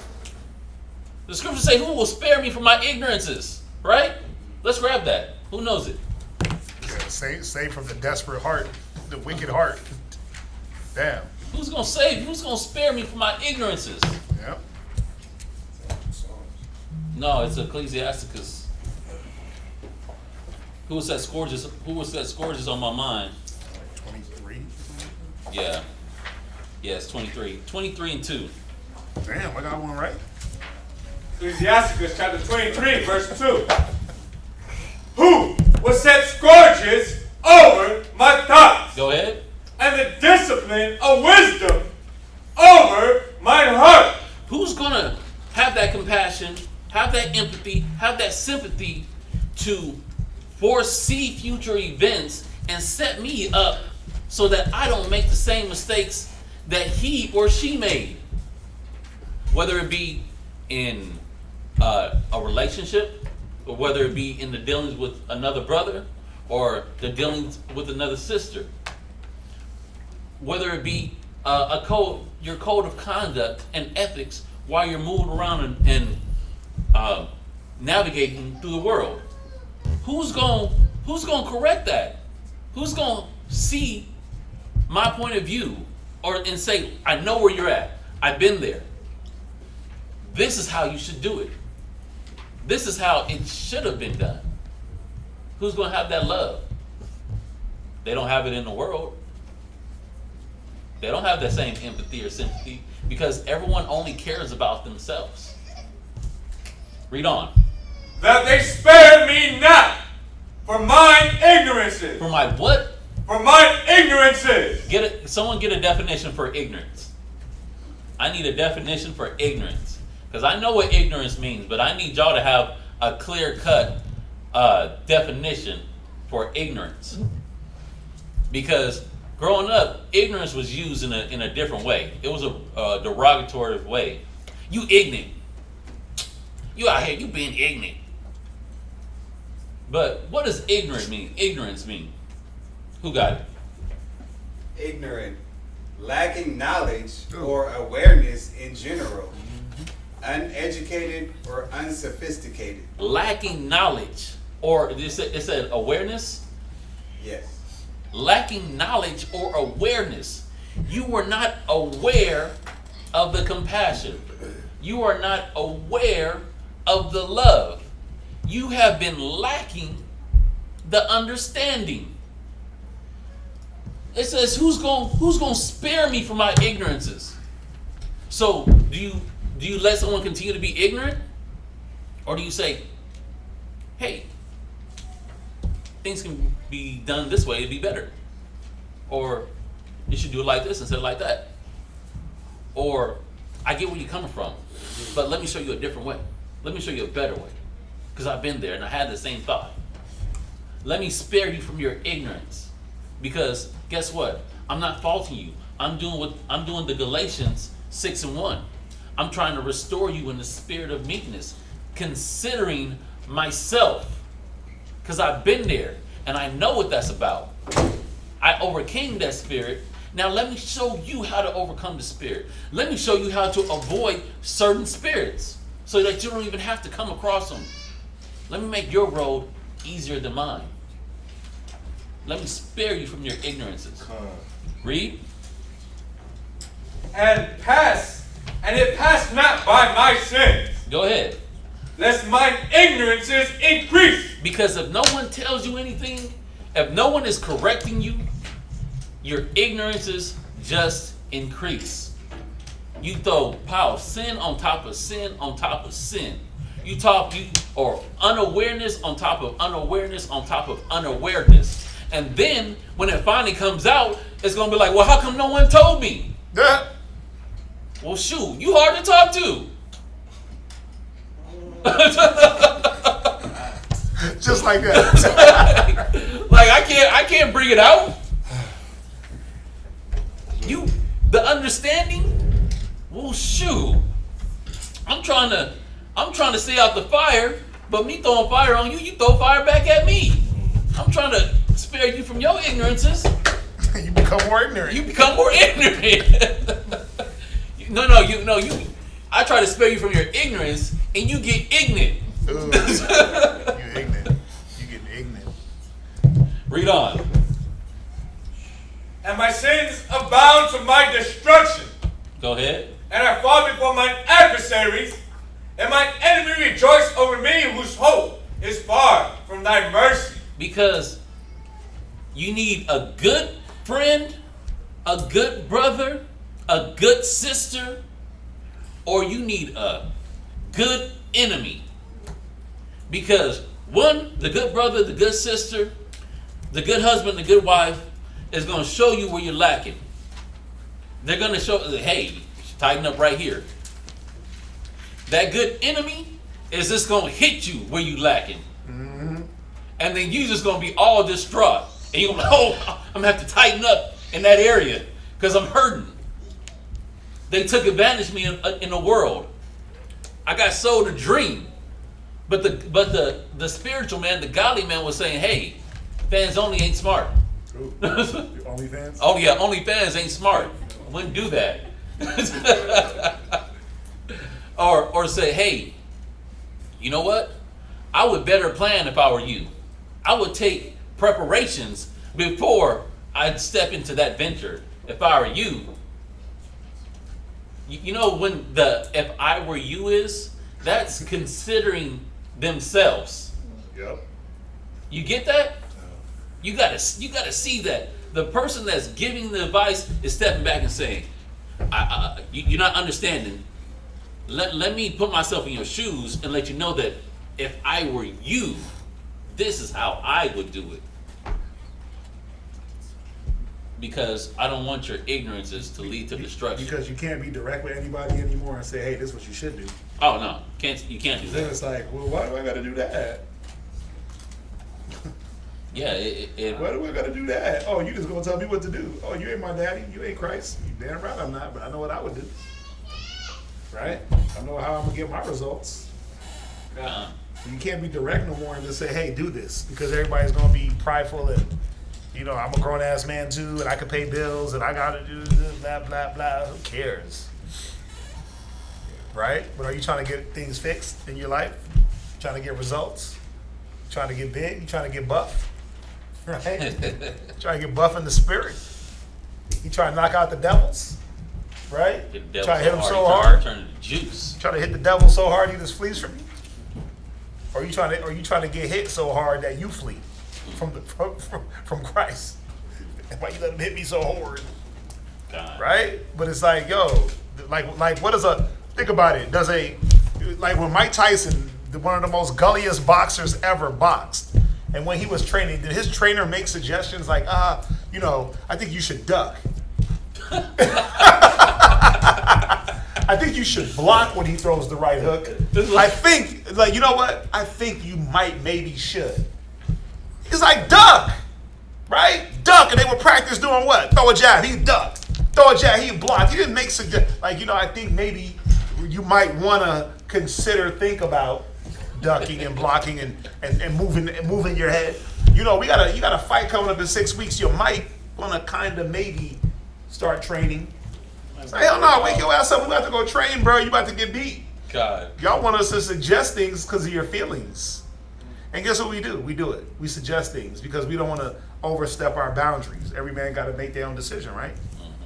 God. Every man got to be convinced in his own mind, right? God. Force not the course of the river, right? All those things. So we sitting back. We're reduced to just making suggestions that what? I hear y'all. No hurt feelings. I hear y'all. Yeah, I hear you, brother. Con sir. Con priest. I hear you out. Yeah. I hear you. But I'm gonna do what I want. Instead of doing what you're being told. Right. Not for my benefit or anybody else's benefit, but for your own. We see the things that are needful, right? That need to be dealt with. We see them. We've dealt with it. Anything that we deal with is not nothing new or different. Your relationship issue, your personal issue, ain't that personal. You know why? Because there was 5 other brothers before you that had the same personal issues. Every Israelite is an invert, right? Every Israelite is antisocial. Every Israelite is a weed head. Like, come on. Come on, bruh. Everybody been abused, you know, like their parents. I didn't grow up with my parents. Like, every Israelite was a thug. Every Israelite grew up in the hood, right? How many of us grew up in the hood? Okay, well, rest my case. We all ain't from the hood then. He knows damn well he needs to raise his hand. got your hand down did. for her. I I was about to say. Right? He grew up on a farm in Fresno. No, I'm playing. I did.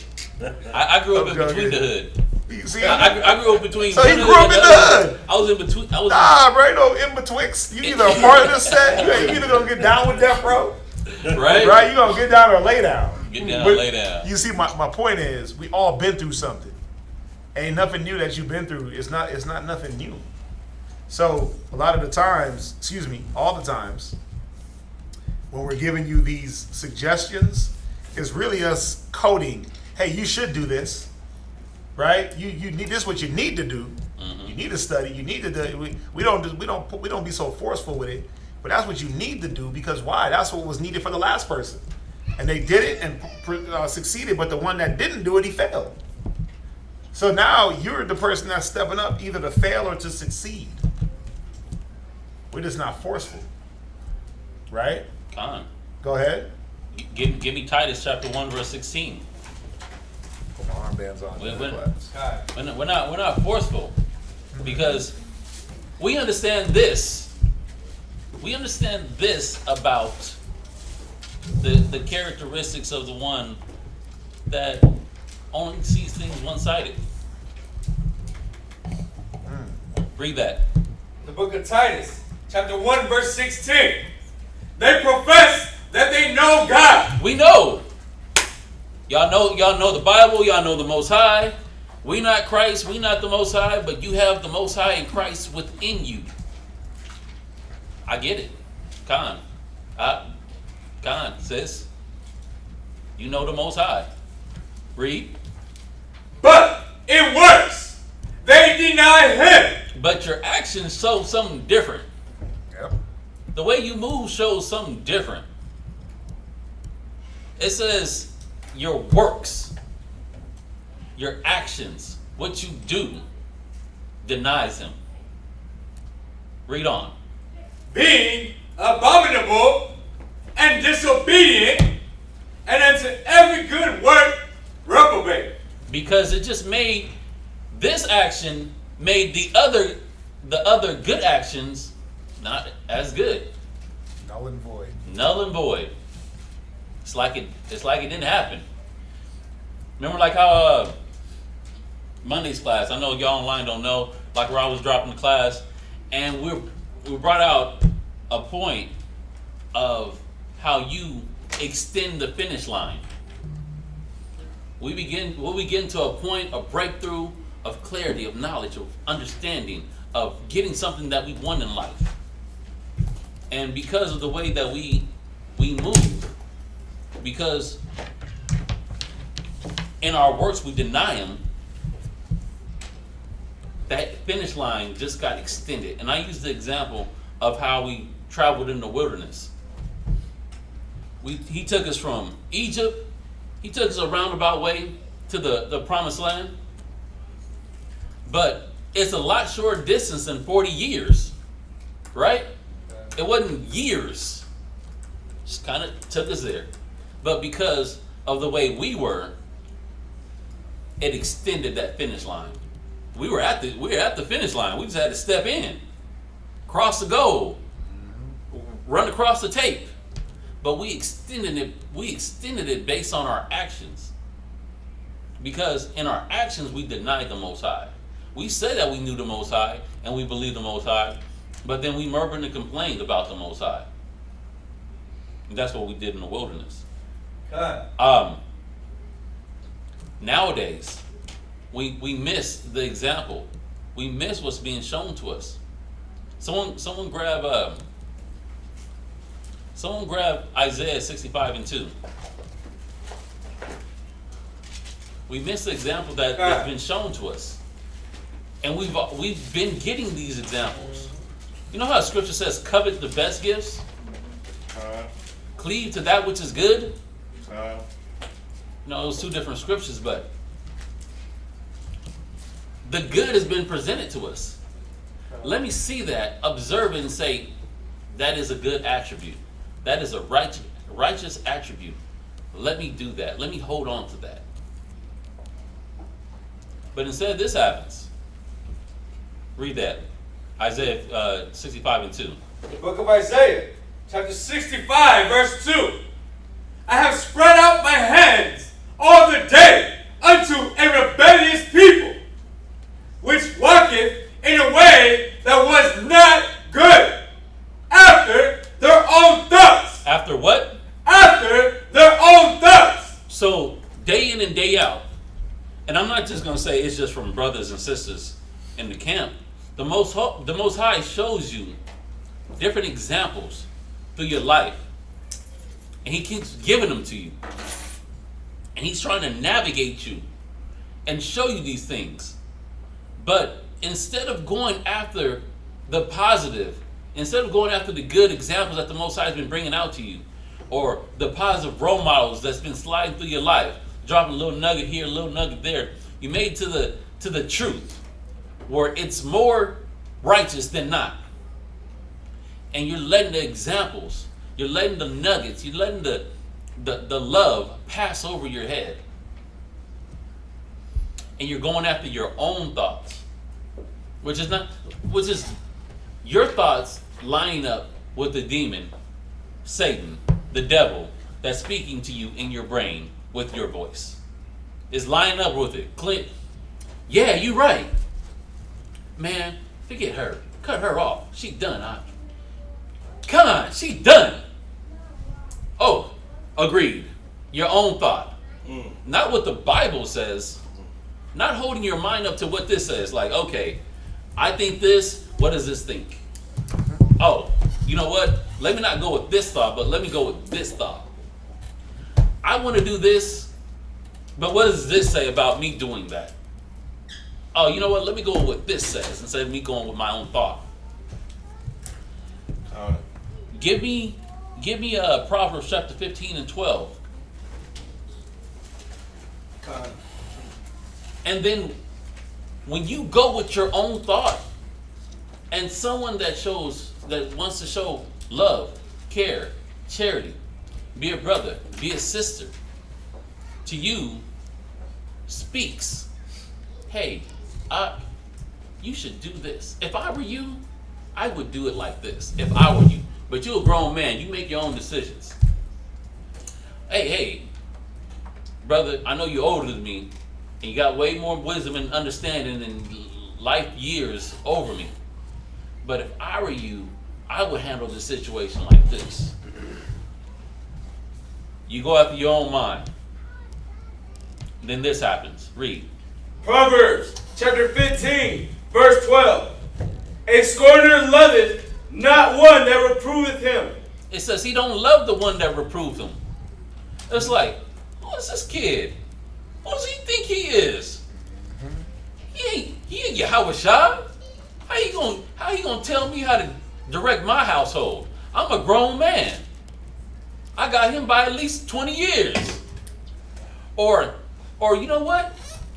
He ain't my daddy. He can't tell me nothing. How you gonna try to direct me? I got this. Scornful. It says they hate the one that reproveth them. They hate the one that's trying to correct. Reprove is to take what's not in a good state and make it better. I'm gonna reprove this. I'm gonna refine this. I'm gonna correct this. It says they hate the correction. Read. Neither will he go unto the wise. Nor will this person even try to sit back and consider and say, hey, you know what? I know this brother is wise. Look, this is the situation. Let me try to get the correction since I missed it. Give me Proverbs chapter 9 and verse 8. Proverbs chapter 9 and 8. Reprove not a Scorner. Scorner. So the Bible is saying, hold your spot, remember where you at. The Bible is saying, don't reprove a scorner. You want to show this empathy. You want to show this sympathy for the person that you see that's going to go in the wrong direction. But the Bible says, don't reprove them. Because it says don't reprove a scorner, someone that fits the attributes of someone that doesn't want to listen, that takes lightly the information that's given to them, that doesn't care or even consider. Read on. Lest he hate thee. Lest he hate thee. Lest hate thee. Lest he hate thee. Because they don't want to be corrected. God, hold your spot out. I'm with you. This person doesn't want to be corrected. This person hates the rebuke. They don't want the love. They don't want the sympathy. They don't want the empathy. No, I don't need you to try to see things from my way. I just want what I want and need to have done what I want done. It's the same as that servant. The king said he forgave the servant because he asked. But he couldn't show the same kindness to his fellow servant. It's a scorner. Read on. Rebuke a wise man, and he will love thee. It says, but rebuke a wise man, and he'll love you. Man, I appreciate you correcting me, that my sins don't increase, that my ignorances don't increase. I wasn't aware of that. Thanks for bringing it back to my attention. I know you told me before, and you're telling me again. I appreciate you having patience with me. I'm gonna do better. I'm gonna try to do better to remember this time. It says a wise man will love that because he's growing. Now I got an example. Let's go to 2 Samuel chapter 12 and verse 1.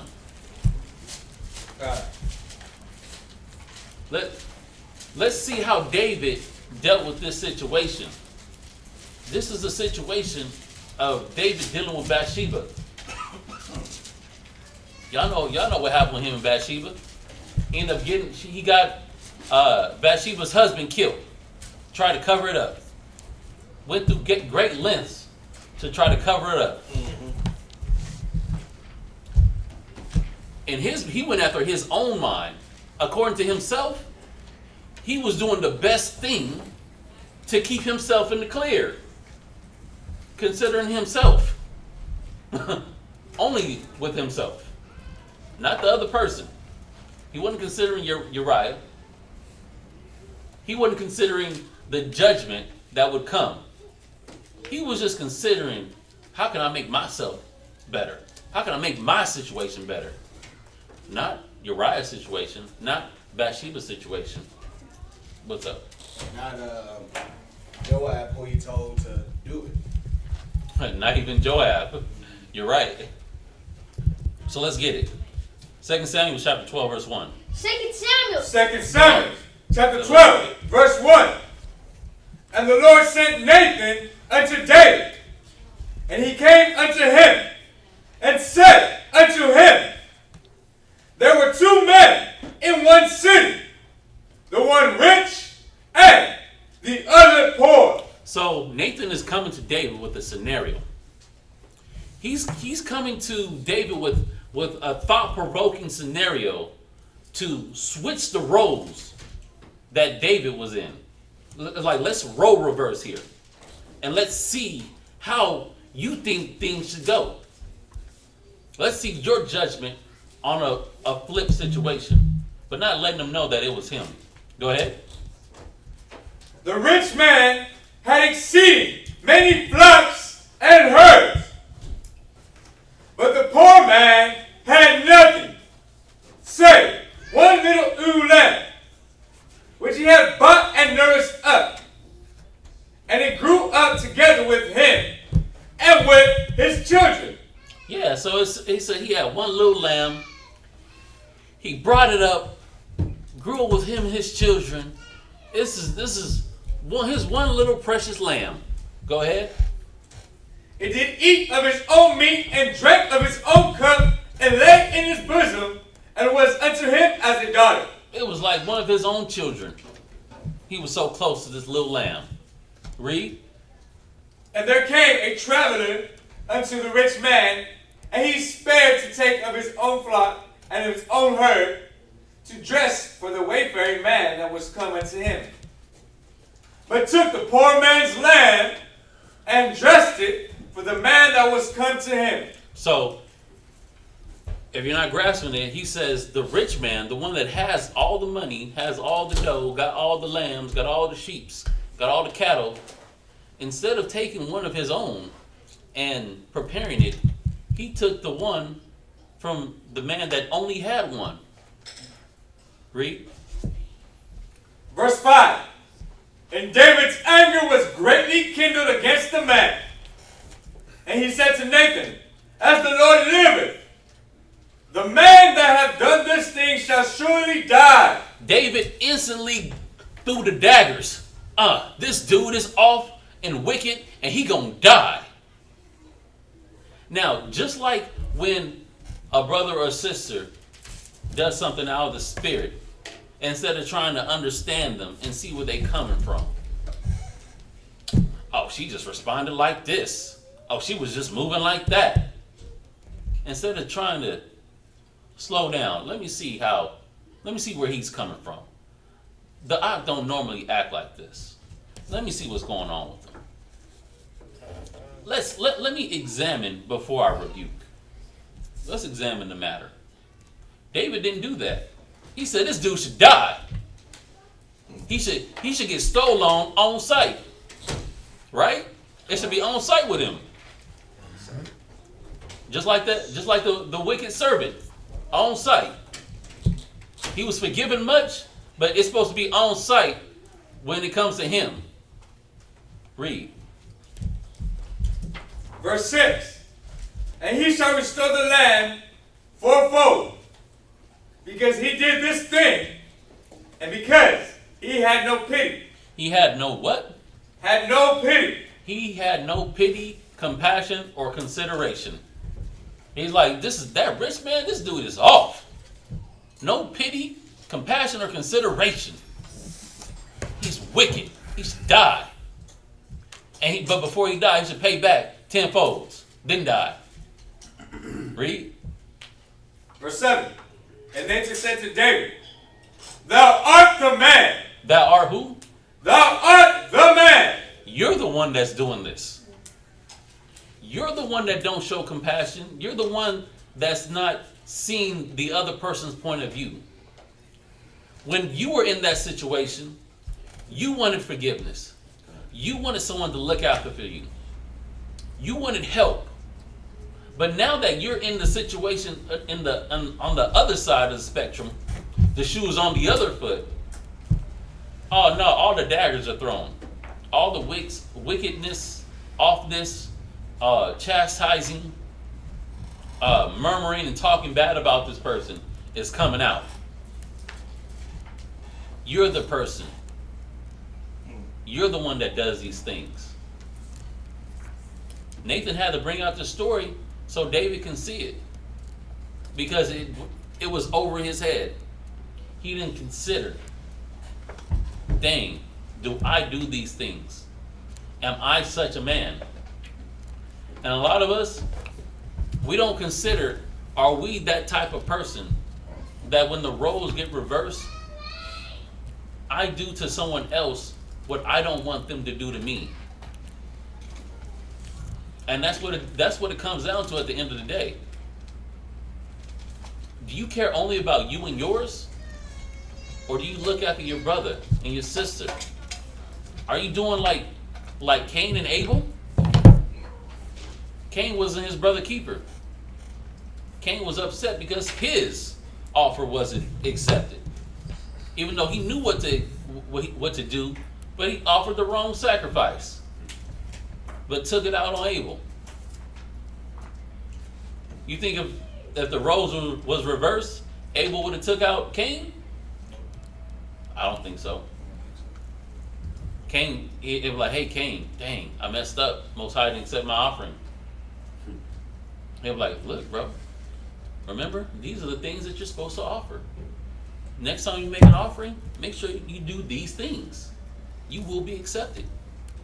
Con out the water. That's a wise man. That's how I believe Abel would have reacted.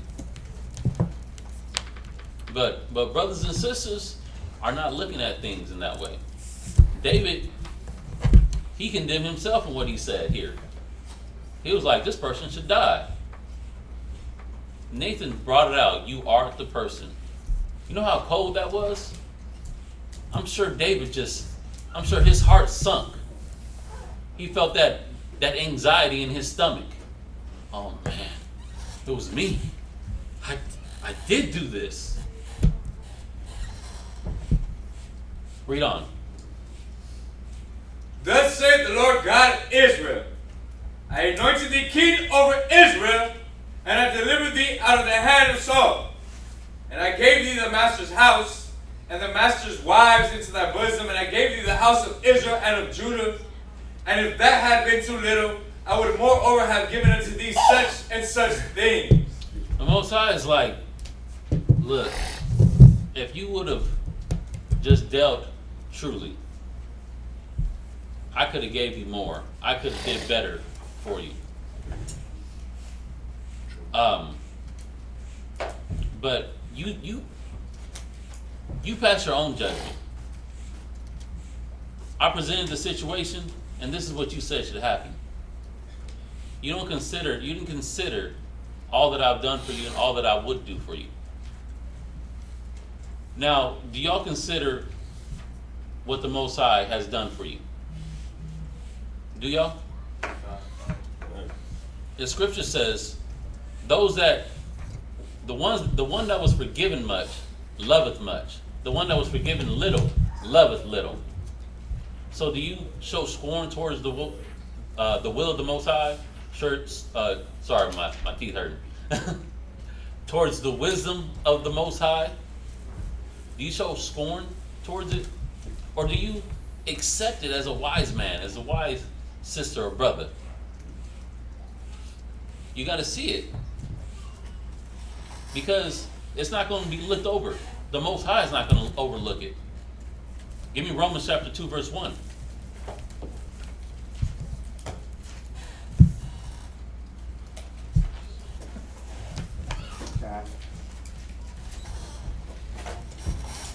The book of Romans, chapter 2 and verse 1.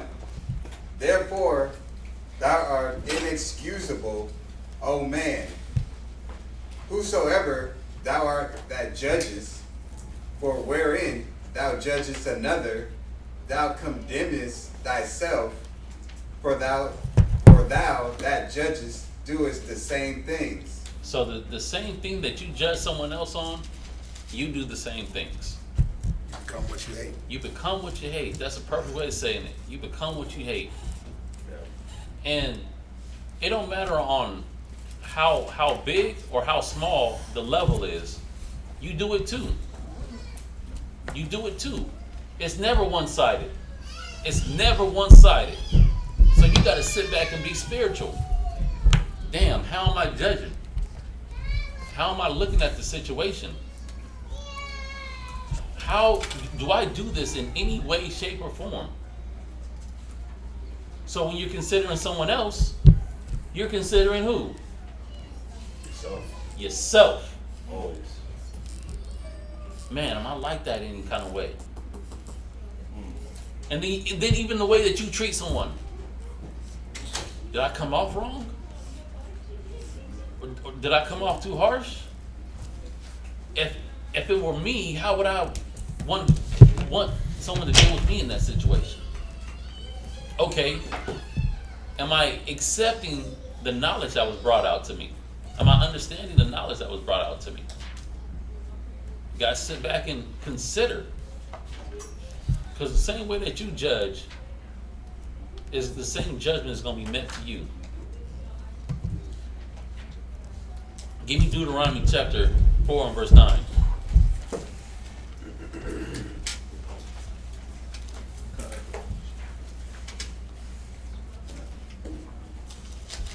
Read.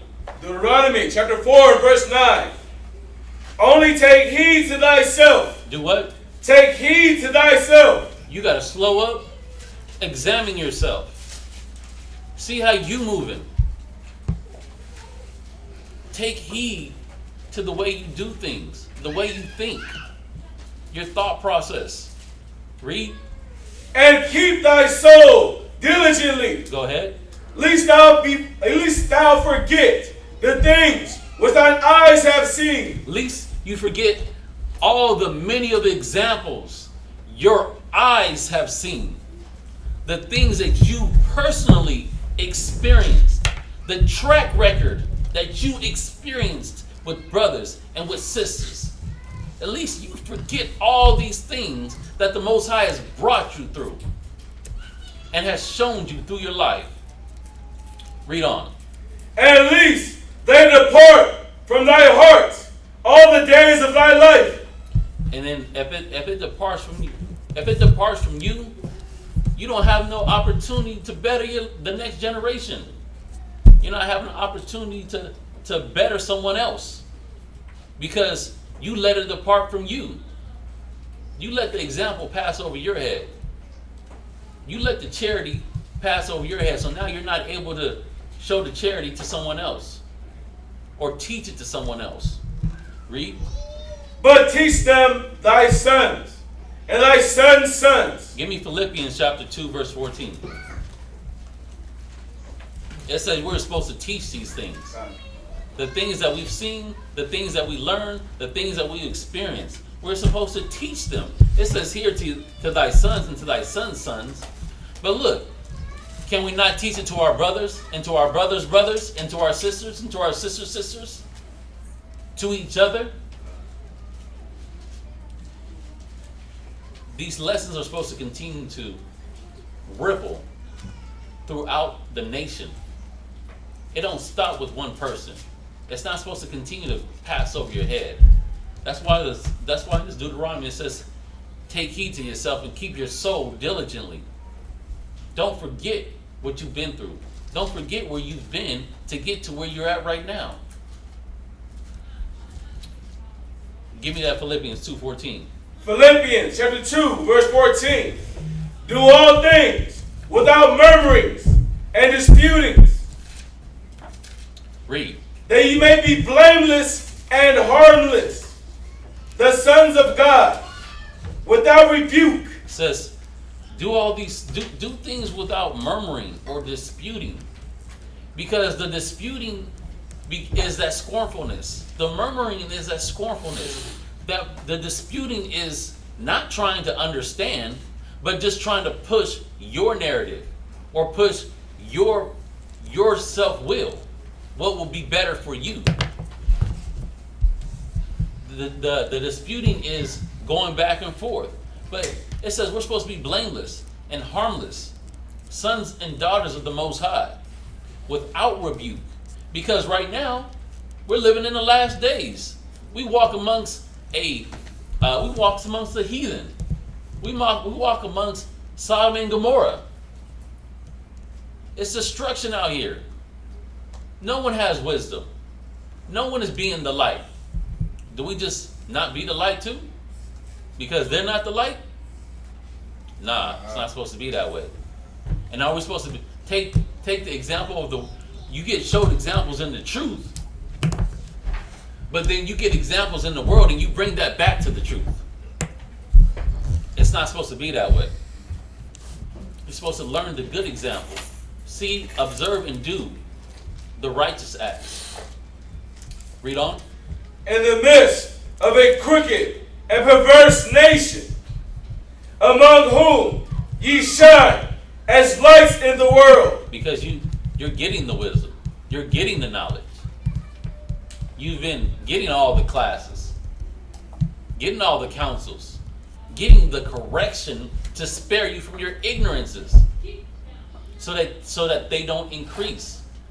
You've been getting the sympathy, the empathy, the charity, the pity. You've been getting all of that. You are to be the light. Someone was a light to you. It's like a candle. You take the candle and use that same candle that's already lit to light another candle.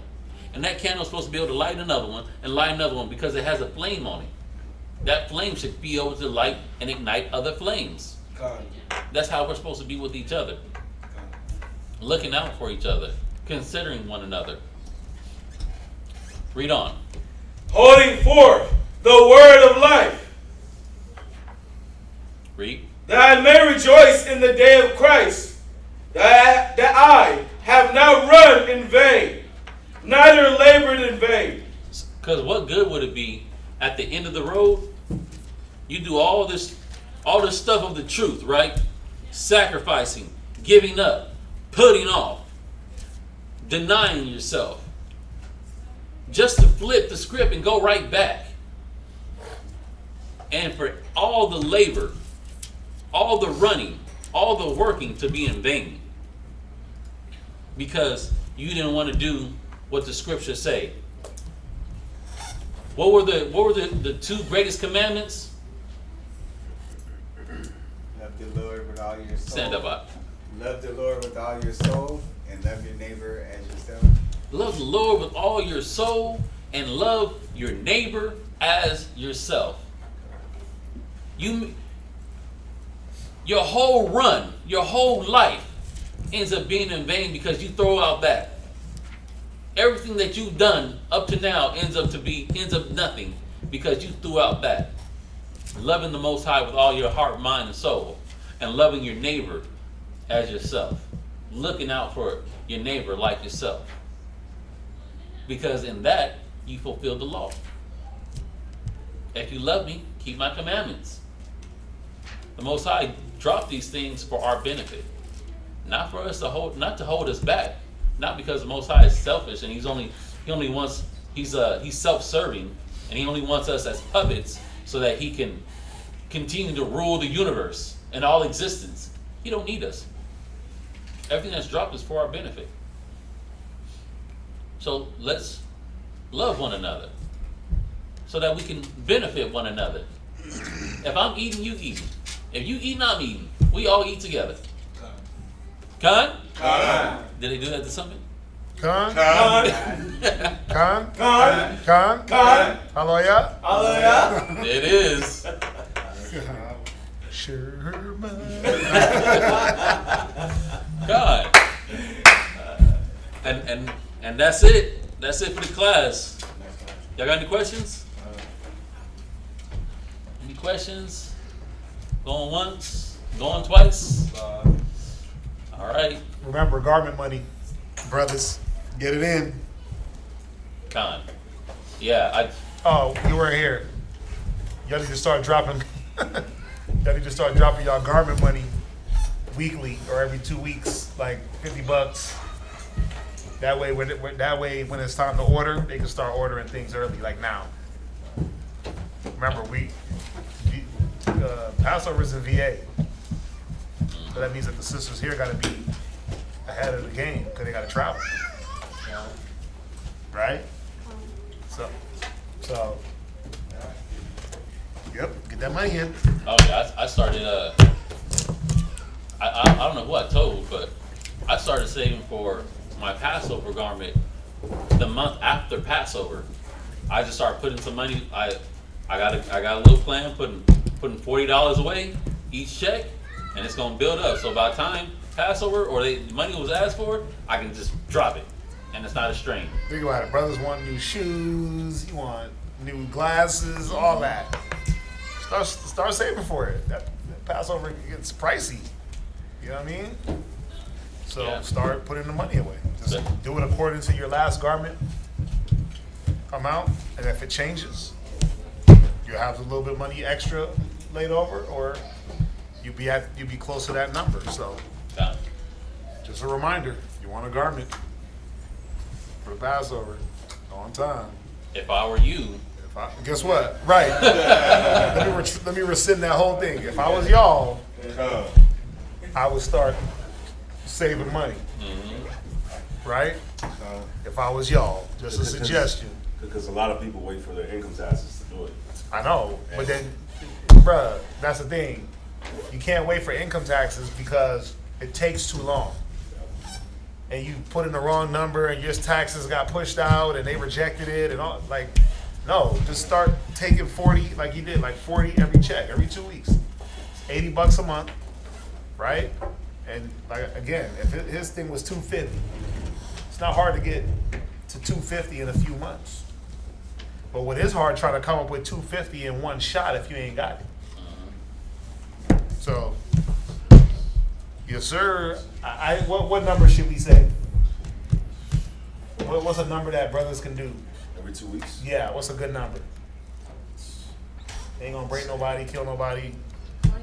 Nobody ain't gonna start. Well, it can't be 20. That's not enough. That'd be only $40 a month. We got 9 months. Do the math. Let's see. That might be right. 25, because in a month it's 50. So you talk 50. So we times 50 times 9, that's 450. Right. Let's do it like that. But if you do according to what you paid last year, just save that amount. Or get that amount over to Shalomaya and them. And make sure you label it Passover garment. Passover. You get the money to me, envelope, and every week I could. You know what I'm saying? I'm good for it. I'm responsible. You know, also since it is in VA, Travel if you are able to, you just said it, travel. Get money. If you are able to get the Passover garment money, you're able to put that down real quick, then you can save up for a plane ticket. Why not? That gear money and that Airbnb money, right? Hey, just saying. Oh, let me throw this out there. So, another thing, we'll be hosting in Virginia the next summit. So, keep that in mind also. For those that are trying to roll. Gas money, right? That gas money and that Airbnb money. Yay! Yay, fun times. I'm riding with somebody. I'm tired of driving. I'm riding with Delta. Listen, I did 5,000 miles this last trip. Yeah, I'm good. I'm riding with United. Yeah, that's what I'm saying. I'm riding with somebody or I'm flying. Yeah, don't do American Airlines. They be stalling. They got 5-hour delays. But, yeah, they asked us to host. So we're going to be down by the beach. Boy. Right? In VA. So it'd be good if, if the majority, obviously every single person can't roll. We get it. Remember, we got the mall, things like that. So, but, it'd be good if the majority of everybody can roll. It's 4 months. It's like 4 months from now. So get your thing right. Save a little change. You know what I'm saying? I mean, y'all know I gotta be there. So yeah. Yeah, big moves. All right, so we good? We good? Right. Clear? Right. All right, is that it? That's it. All right, we thank everybody for joining us. We're gonna say shalom. Shalom. Chilling up in the kingdom, chilling with Yahweh Shai and all the brothers and the sisters.